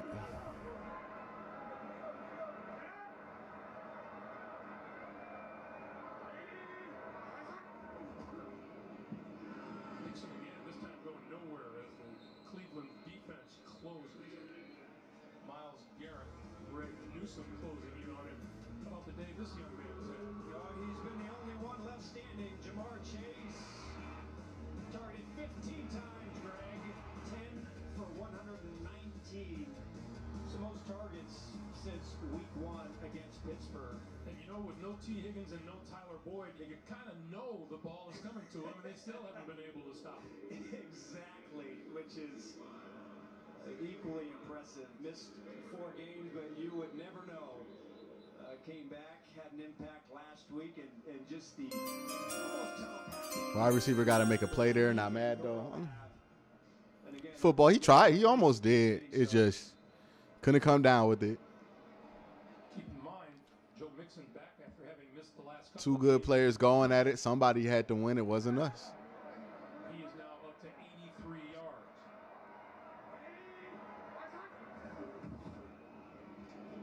Pass to Chase. Not going to tackle Chase like that. There's a penalty marker down. It's got to be a hold. Gosh, it's been a while since we've had one. Really think they're... Number 16. Really think the first 4th and 1 was terrible by the defense. We're all mattered, gave up momentum to them. Yeah, I mean, like, ultimately, the Bengals are a better football team than you, right? We could talk about how much we match up well, and that does matter, but they are a better football team than you. You had opportunities to take advantage of when they were playing sloppy, and you were able to hit some of these matchups, but then you let them get up 10. They were able to play their game. You know what I mean? Penalties on top of penalties, bailout penalties, 2 of them on that first scoring drive. You didn't do yourself any favors, and you put yourself in a bad position. You know? You can match up as well as you want against somebody. If you don't put yourself in a position to succeed, it doesn't matter. With 4.5 minutes to play here in the fourth quarter. And they're going to keep it on the ground with Travion Williams, and Williams brought down. There you go, punt here. And a timeout is called on the field. By Cleveland. By Cleveland. That is their 3rd and final timeout here in the second half.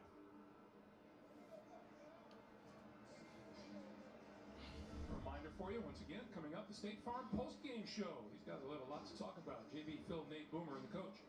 Scores, highlights, playoff situation updates coming up on the State Farm post-game show.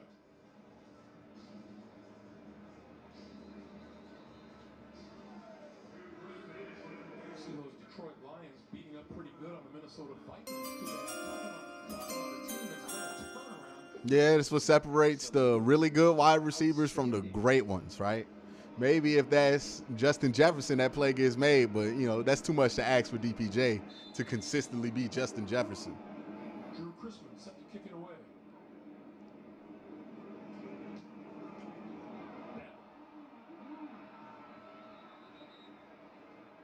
This one goes out of bounds. Very, very close to midfield and terrific field position upcoming. You got to get it explosive here if we want to keep this thing alive.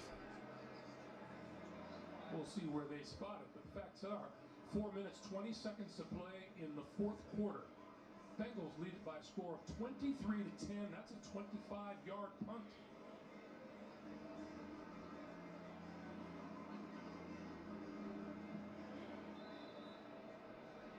Zach Taylor didn't like something about it. He didn't like the punt. So here They're in quarters. From the 48 of the Bengals. Watson throwing, and the diving catch is made by Nick Chubb. Clock continues to move. Cincinnati playing a little loose defense. They have a 23-10 lead. 2nd and 4. Watson, that's incomplete. Jermaine Pratt had to get away. David Njoku, the intended receiver. Well, I thought Jermaine Pratt was, if that ball was thrown just a bit inside, I would have thought that Pratt was going to step in front of that one and take it to the house. Be celebrating in the end zone. Yeah. He has really played well. As I mentioned, both of these linebackers are really impressive. And just as a team, Cincinnati is playing with a lot of confidence. 3rd and 4.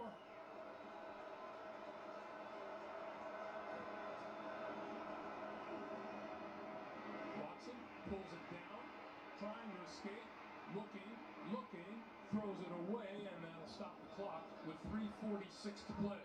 And penalty markers down.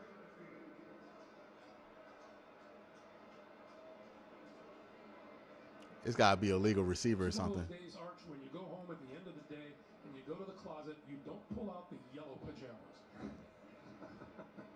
You just don't. You're just sick and tired of the color. I'm going to call my wife and I'm going to say, please do not put my yellow pajamas in the trash can. Ineligible player downfield, offense number 72. That penalty is declined. 4th down. So it'll be 4th and 4. They tried to set up a screen to Njoku. Oh, they declined that. Sean Watson didn't like it. And because the offensive linemen go to release downfield, that's why they call the illegal man downfield. So there's still some things and some operational stuff that play go that long, you're going to get an illegal receiver. But I do think that he has made progress from what we saw last week. Cleveland, 3 out of 5 on 4th down today.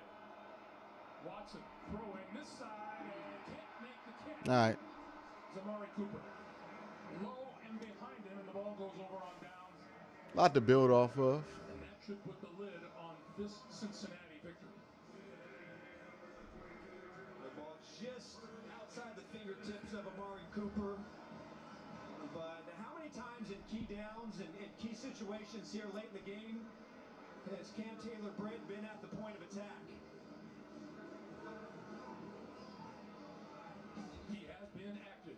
Really a job well done from the rookie out of Nebraska. But again, they kept going after him. What a great play here on 4th down to pop that ball out. And one more time, really an excellent, excellent job by the rookie corner. Mixon across the 45 to the 47-yard line.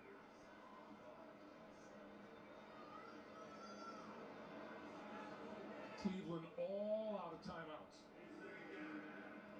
And Cincinnati has Yeah, we losing because of dumb penalties. Watson making good stride. Playoffs were a dream now. He's got 4 more to get right. Get ready for next year. Yeah, it's about getting ready for next year. They will enjoy this one. And they should. If I hadn't beat a team since, 2019, I would be pretty excited to get the victory over them. So they're going to celebrate this one justly.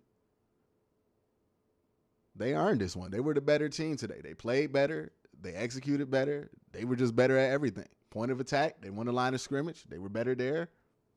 Running the ball security, they were better there on both angles. They were better a run team than us. They were a better throwing team than us. They were just flat better than us. Bengals are a really good team. They might be ready to go back to the Super Bowl. They're playing really well. We're not at that level yet. We got to figure out what we need to do to get to that level. We ain't at that level yet. It's tough, but hey, got to get there. Shutting everything down, but what's impressed me about Cincinnati is that they never panic.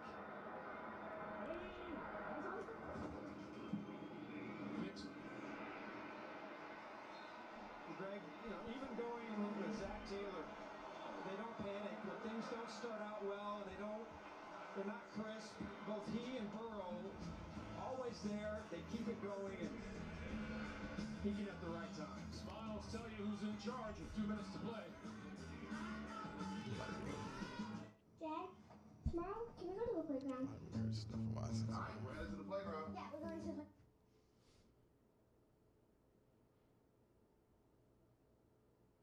Yeah, so that's where I'm at with it. They came to play. I said this at the beginning of the game. I think this is still true, and obviously it ended up being true because, it ended up being true because look at where we're at. But I said early in this game, the team that cleans up their mistakes first will win the game. Who cleaned up their mistakes first? Cincinnati Bengals. It is. It is. Somebody said Zach Taylor not going to get you to a Super Bowl like he ain't go last year. Like, are we in denial about the Bengals being a good team? They're going to be good for a really long time. That's just a fact. This is a good-ass Bengal team. And what you think about their coach is really irrelevant because the most important piece is Jamar Chase and Joe Burrow. You could be an idiot and get a Super Bowl with those two.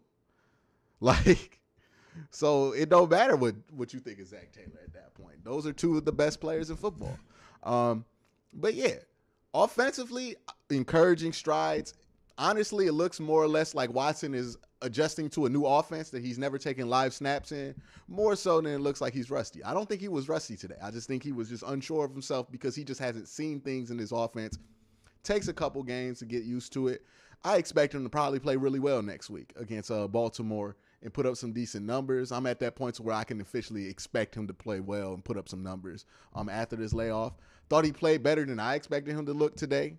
And a lot of people did. A lot of people won't lie about that, but that's the truth. He did look better than most people expected him to look today. 278 on 42 attempts, so it's not the most efficient. Like, I'm not saying it's a great game, but it was an okay game, and it was much better than his first game. And again, that's kind of what this season was about once you were only at 4 wins with the Tampa Bay. I've always said 5 to 6 was where you want to be at.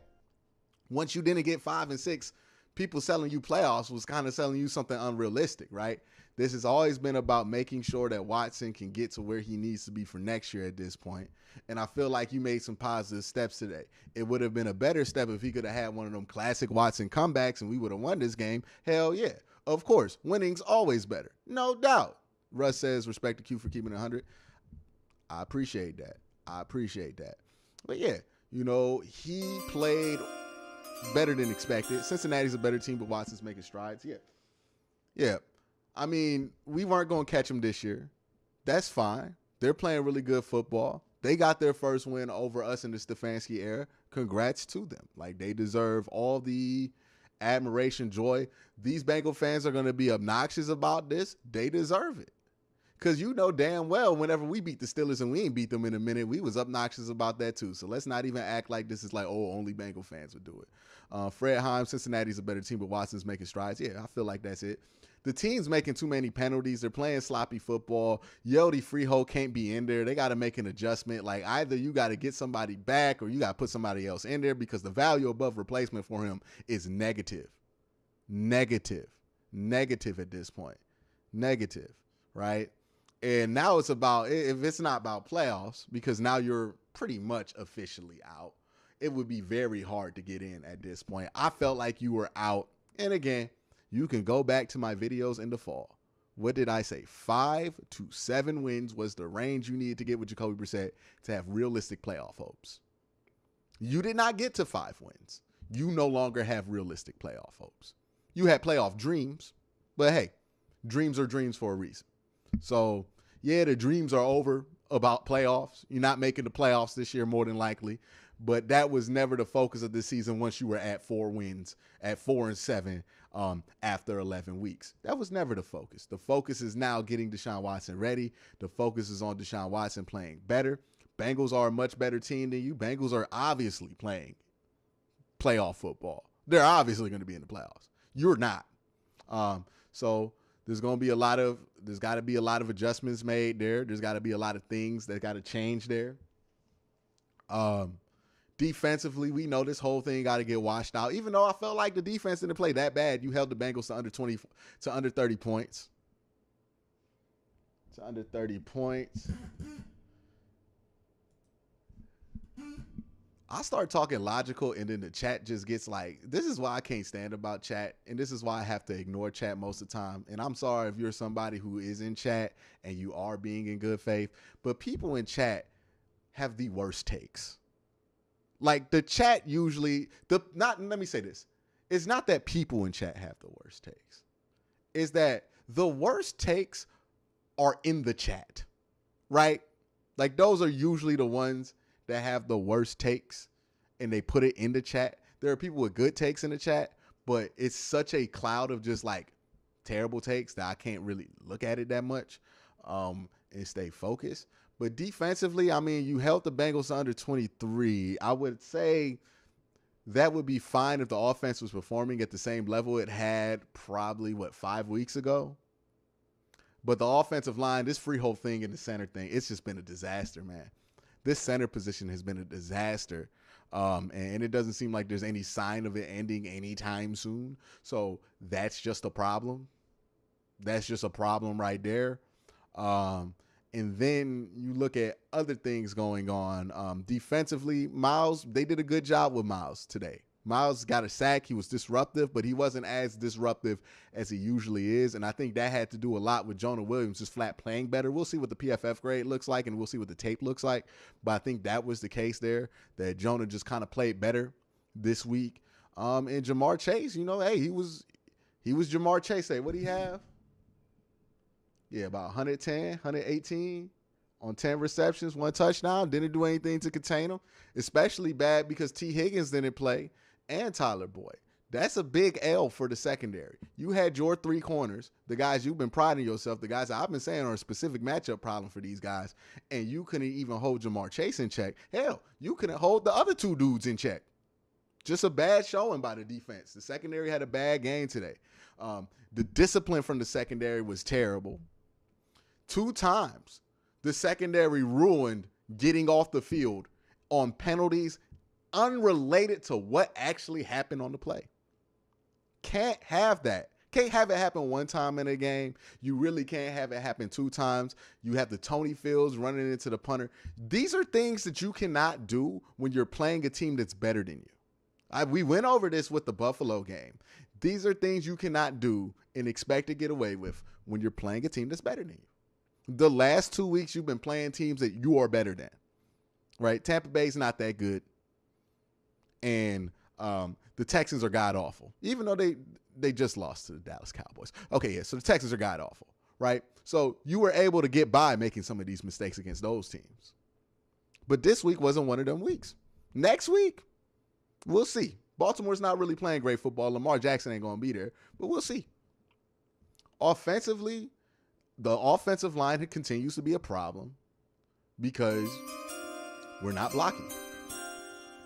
Mighty says, funny Bengal fans got to root for us going forward.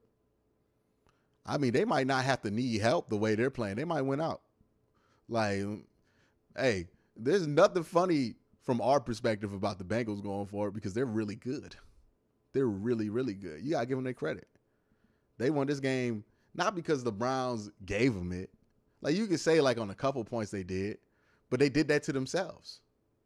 They were getting those holding penalties in the secondary because they were scared to death to get beat deep by Jamar Chase.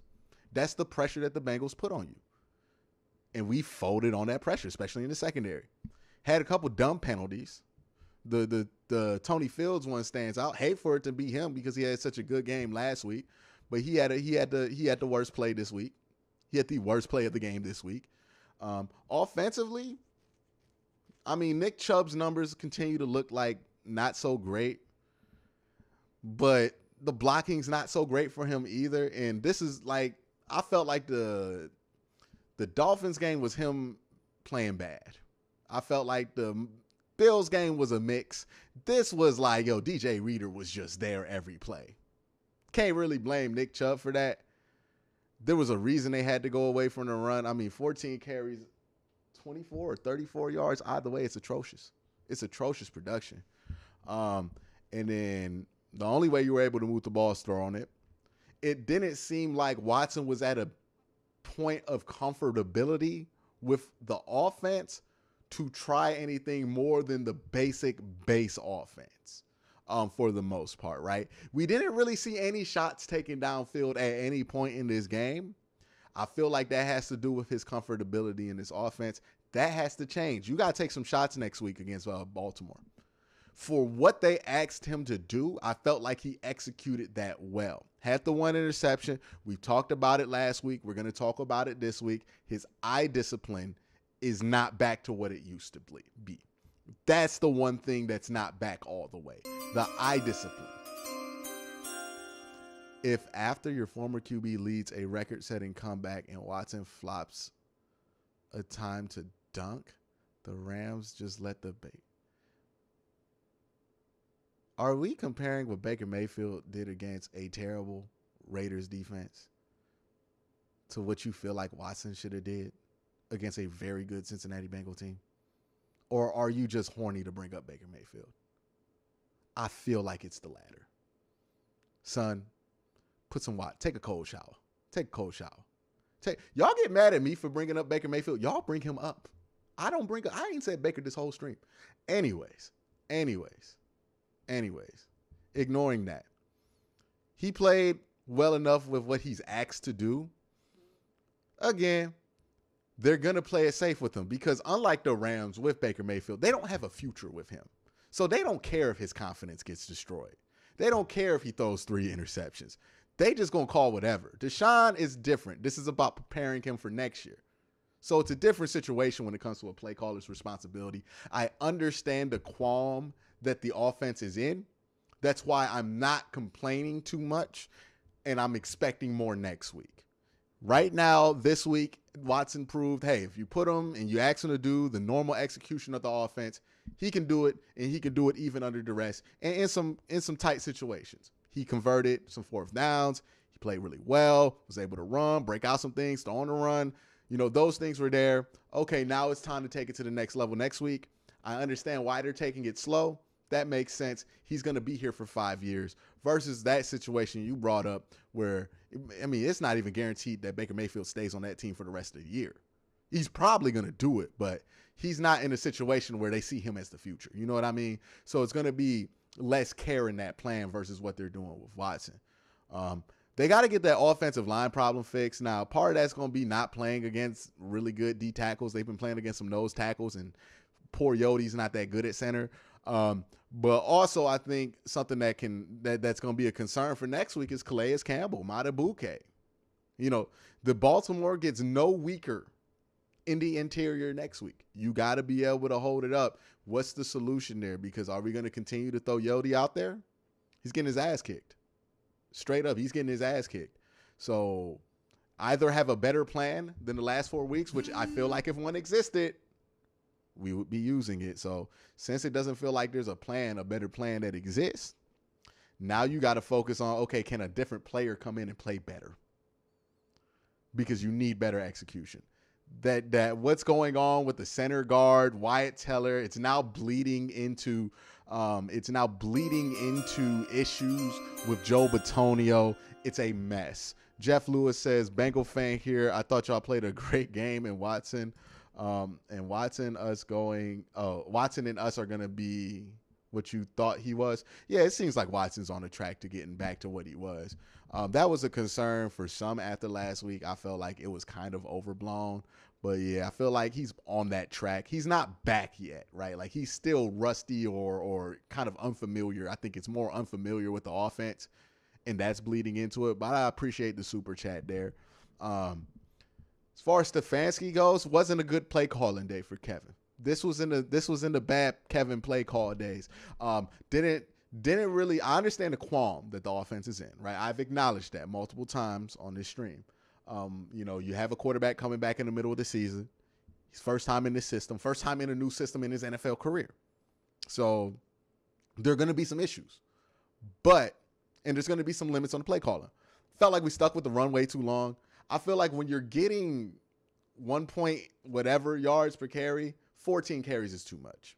Once it became obvious, and it was obvious early in that second quarter that DJ Reader was just going to be able to do whatever he wanted, and you couldn't do anything. You were trying to stick Joe on a double team with him. You tried to stick Wyatt on a double team with him. Nothing was moving him. Once that becomes obvious, you got to give up on it.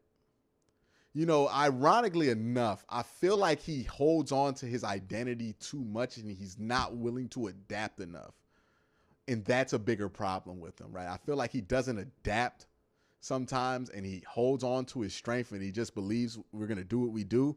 And sometimes the team's just not good enough to keep doing that, and you run yourself into some problems. A lot of those runs ran us behind the sticks. A lot of those runs resulted in holding calls. They got us 10 yards behind the sticks. I felt like they ran the ball too much today. I think they just should have gave it up at some point here, where it was obvious that Watson was at least a little bit more successful in the passing game, and that Chubb was very limited in what he could do because there was no answer for DJ Reader, right? Maybe you try to work some packages to spread it out, run some hurry up, and keep DJ off the field, and you can run there, but there was no creativity. They just kept doing what they do in the run game, and that clearly wasn't going to work, and I think they ran their head against a wall when it comes to that.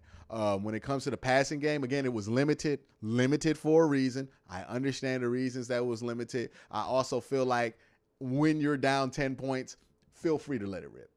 You know what I mean? Like, feel free to let it rip. I feel like we played it a little bit too safe there. Obviously, that 4th down play call was not it.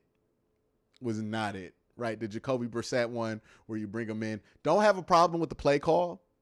Don't have a problem with bringing Jacoby Brissett in. But if you're going to bring Jacoby Brissett in, you got to run the ball either with Jacoby Brissett, either with the end around, or either with the running back. You can't bring Jacoby Brissett in cold and expect him to throw a corner route, which is a tough route to throw cold. That's too much. We're asking too much out of Jacoby Brissett. Either keep Watson in on those situations or don't. Honestly, I don't understand why we just don't keep Watson in on 4th and 1. I understand he's really good, Jacoby Brissett is, at these QB sneaks. But Watson puts the defense in more of a bind by just being out there than Jacoby Brissett does. So it doesn't make any sense to me, because the QB sneak is still the same threat. It's not like they're going to overcorrect for a QB sneak. But, yeah, that's really it. Felt like the offense could have been a little bit more experimental. I understand that they're in a weird part of the season, but I would have liked to see it more. My disappointment in this game is not going to reach the same level of disappointment you're going to see on other channels or with other people, simply because I did not go into this game thinking that the playoffs were a realistic possibility. It could have happened if you won out, but I always felt like, hey, there's a chance. Like, if you got past Cincinnati, we might be able to talk about it, but I wasn't putting all my eggs in that basket. My eggs were in the, hey, Deshaun's got to get back to looking like he wants to, because he's paid $230 million. He's going to be here for the next 5 years. You got to get him looking right. If he's not looking right, then you're in trouble. So I'm not really distraught about this. Like, I'm going to be honest with you about how I feel about it. I know some of y'all are going to be angry, upset, cussing out the screen, whatever. And, you know, that's how you get down. That's how you get down. For me, I want to see definitive improvement from the quarterback position from week 1 to 2. You got that. I feel like next week's going to be important, because now it's going to hit a threshold of look good and serviceable to I need you to play well next week. You should play well next week. We'll see if Watson plays well. Terrell Williams says, Bengal fan here, our problem is 95. Your problem is now 98. Your biggest problem, according to what both teams like to do. I would say it's hard to gauge that, because when the Browns have their starting center in, DJ Reader wasn't that big of a problem for them. You know what I mean? They're able to stack things, play better, play double teams better, but they have a 3rd string center in, so that's just a problem right now. It was a favorable matchup for Cincinnati, and credit to Lou Anarumo, the defensive coordinator for the Bengals, for really exploiting that well. Like, he did a real good job exploiting those gaps, right? Getting him into splits, being able to slant him correctly where he's not going against the grain, making sure that DJ Reader has the freedom to not get caught in these reverses and these play action fakes, right? He was able to stay home, and then DJ Reader did a good job executing in everything that he was put in. Great game plan by them, right? They saw a hole. They decided DJ Reader was going to take advantage of it, and they did it. And they took away Nick Chubb because of it. And that's been a continuing story, right? Ever since Ethan Posick has gone down, that's been the game plan. It's been a successful game plan against the Browns, right? It's been a very successful game plan. You can literally look at his numbers, Nick Chubb's efficiency, and it goes like this Posick gets hurt, the center gets hurt, and then it takes a significant drop, and it's been like this for the whole time. So that's significant. They took advantage of that. I thought they would run the ball more because the Browns are just terrible at stopping the run. And Joe Mixon had 14 carries, 80-something yards. So it continued today, but they were able to have success through the air. Great play, great flea flicker call by Zach Taylor. Bengals just played an excellent game. They're a better team than you. When you're playing teams that are better than you, you have to take advantage of every opportunity you get. If you don't take advantage of every opportunity you get, you end up in a bad situation, and you end up losing football games to teams that are better than you. If you want to upset somebody, you got to play well. You got to execute, and you got to play clean. That's point blank. Unless the other team plays sloppier football than you, you're not going to win very many football games where you're not favored to win to begin with. The Bengals had a 70% win probability before this game even kicked off. In order to win this game on the road, you had to play cleaner football than you did. You did not play. You got great defensive play early in the first quarter of this game. I don't believe they had a first down to like late in the first quarter or more than, I don't think they had a sustained drive to the second quarter. You did a great job defensively, but offensively, you came out slow. Got the ball to the 20. Didn't take the points, which I'm fine. But then you had Jacoby Brissett throw the most important play on that game, on that drive. Ended up not being something that worked out. How long are you going to keep streaming? I got some questions I want to pick your brain on. Well, hurry up and ask them. Hurry up and ask them. I'm probably going to go like, 15, 20 more minutes. Maybe. Because they've been getting the press conferences out late. So I'm not waiting for the press conferences no more. So if you got questions, get them in. Get them in. Let me go through chat, see if chat's still toxic. Let me go through chat. Said Njoku looked nice. We needed another big body guy like Njoku. Ugly football. This guy wants to fire everybody. Those quick passes to Njoku are good calls. On first down, when you can't get the run going, those quick throws are good on first down. I would like to see the offense expand out of that on second and third, though. Yeah.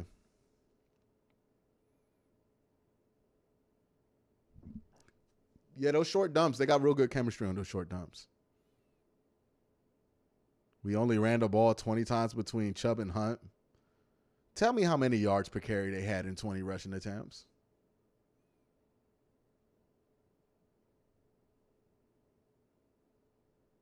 We didn't even make moves. Any other team would have signed a center. The Browns did sign a center. Here's the thing about signing a center in the middle of the season. You're signing a center in the middle of the season. Don't nobody want that dude. If somebody wanted the dude you signed in the middle of the season, he'd be on the team. You wouldn't be able to sign him. So there's a limited quality of player you're going to be able to get at this point in the season. They do have a backup center on the roster. They signed somebody once Posick went down. The problem is he's available, which means he's probably not very good. We can't be acting like it's free agency. You're supposed to get an upgrade in December, dog. Like, everybody that's good's on the team right now. Oh, yeah, the Browns' playoffs hopes are done, dog. What you mean? Like, they were, I said this 3 weeks ago. When they didn't get one of the two versus Miami or Buffalo, I said it was going to be real hard to make the playoffs with all the AFC losses that they have, plus not having 5 wins. He's not even a third-string center. The 3 centers we had got hurt. Freehold is, yeah, he's a guard. Like, he's duct tape. And it ain't even good duct tape. It is what it is. I can't be that mad at him for stinking at center. He's not supposed to be out there. Prefer Woods got to go. Yeah, that's true. Yeah, DJ Reader ate. The game plan was for him to eat, and he ate. Got to give hats off to him. Got to give respect to the Bengals, man. They played very well. They played very well. By the way, I want to talk to y'all because the same people who come in every week since like week 4 telling me the season's over be the same ones mad every week that the season's over. Like, at what point the season for you is just not over until it's literally over? Why do you come in every week and try to tell me it's over? I said it was like the playoff hopes were over with, but you come in here every week. Oh, it's a wrap. Fire every week. Like that's gotta be torturous. You build yourself up and then just tear. You gotta manage this better, man, or else you're gonna go crazy doing this, man. You're gonna go crazy. Like, manage your expectations. I did not tell you that this team was gonna be making the playoffs. I did not gas that up at all. Grand scheme. Who's the best receiver you've seen in the Browns jersey? My best is Braylon Edwards. The worst is Corey Coleman and Kenny Britt. I mean, like, seen is a strong word, but Dwayne Bowe was pretty bad here. He played like 2 snaps, but he was awful. Remember that one. Big money acquisition in free agency. Shout out Dwayne Bowe. Money Bowe. He rap now. Shout out to Money Bowe. Best receiver? Josh Gordon. Josh Gordon was unstoppable in 2013. Josh Gordon was more unstoppable in 2013 than any other receiver that played in Cleveland ever. Like, the game, he had 3 different quarterbacks. They all were trash. Like Jason Campbell, Brandon Whedon. Who else played that year? Was that Brian Hoyer for like the first couple of games? Nah, man, that boy was balling. Boy was balling. Feel like Connor Shaw had 100 yards throwing at him, man.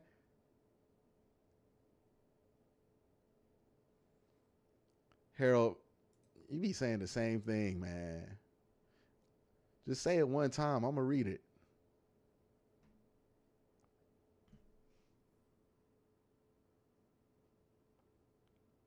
Hey. Hats off to the Bengals. They won the game. I can't call them the Bengals no more. Well, at least for this week. I bet Ace going to have something for me. I'm pretty sure my Twitter mentions look nasty right now. It is what it is. But ultimately, if they lost this game, for me, this is just me and where my expectations were, at least Watson played well, because that's the long-term concern about it. It's definitely a cope. Like, it would have been better to win the game, and it's definitely more of a moral victory. But yeah, it was nice to see Perrion play well. It was nice to see Watson play well. It was nice to see some of these things happen.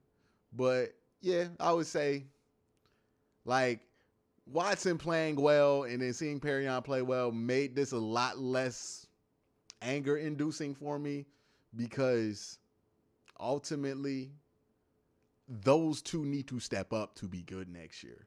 Well, I wouldn't say step up with Watson. He needs to get back to form. But Perrion needs to be better, right? Like, we need to see development out of certain players now. And that's what the rest of the season is about, right? If you're going to choose to watch, which I understand some of y'all not going to choose to watch, but if you're going to choose to watch, that will be why you watch, which is so you can see some development in some guys, so you can see what's going to be good going forward. I'm going to take 2 more minutes here. Commonly Uncommon says, we need another wide receiver or a tight end that can create separation. Maybe a healthy Jakeem Grant can bring that. Obviously need depth. I think we need another wide receiver. I think another wide receiver would be helpful. And then the depth yeah. I mean, like, linebacker depth was fine, but, like, they had so many injuries at linebacker. It was uncharacteristically bad injuries at linebacker. Now, Jakeem Grant's not the guy I'm talking about. I think you brought up Jakeem Grant as the guy who could bring that. No. You need a legit wide receiver. I would say you need to be able to go empty and be able to go 5 wide. I think that would be helpful.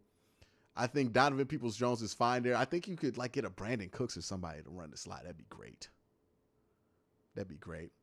So I guess if I got to do a final pros and cons in this game, obviously the cons are you lost. Felt like it was a bad play calling day by Stefanski. Defensively sloppy. Special teams, you know what I mean? Just yuck. Just another dreadful day. Keep taking those kickoffs out of bounds. Keep taking those kickoffs just to get them stopped before the 25. I don't understand it. But the cons are that, Watson looked more close to form. Offensive line plays in the cons too. So those are my 5 cons. Offensively,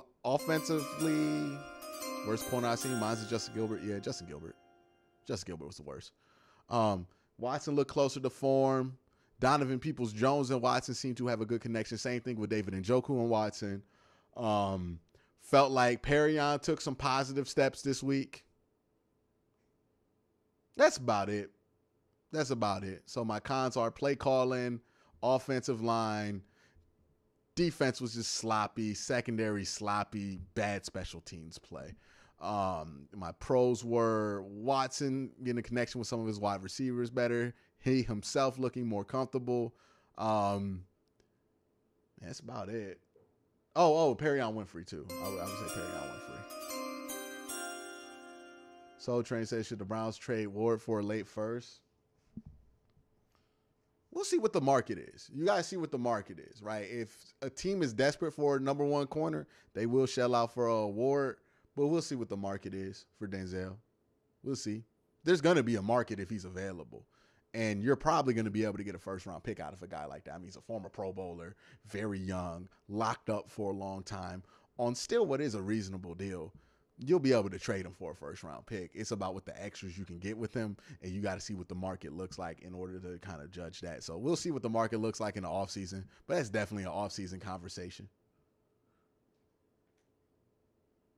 But yeah. That's my thoughts on this game.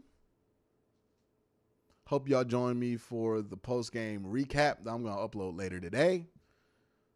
But until then, y'all have a good day. Keep your head up.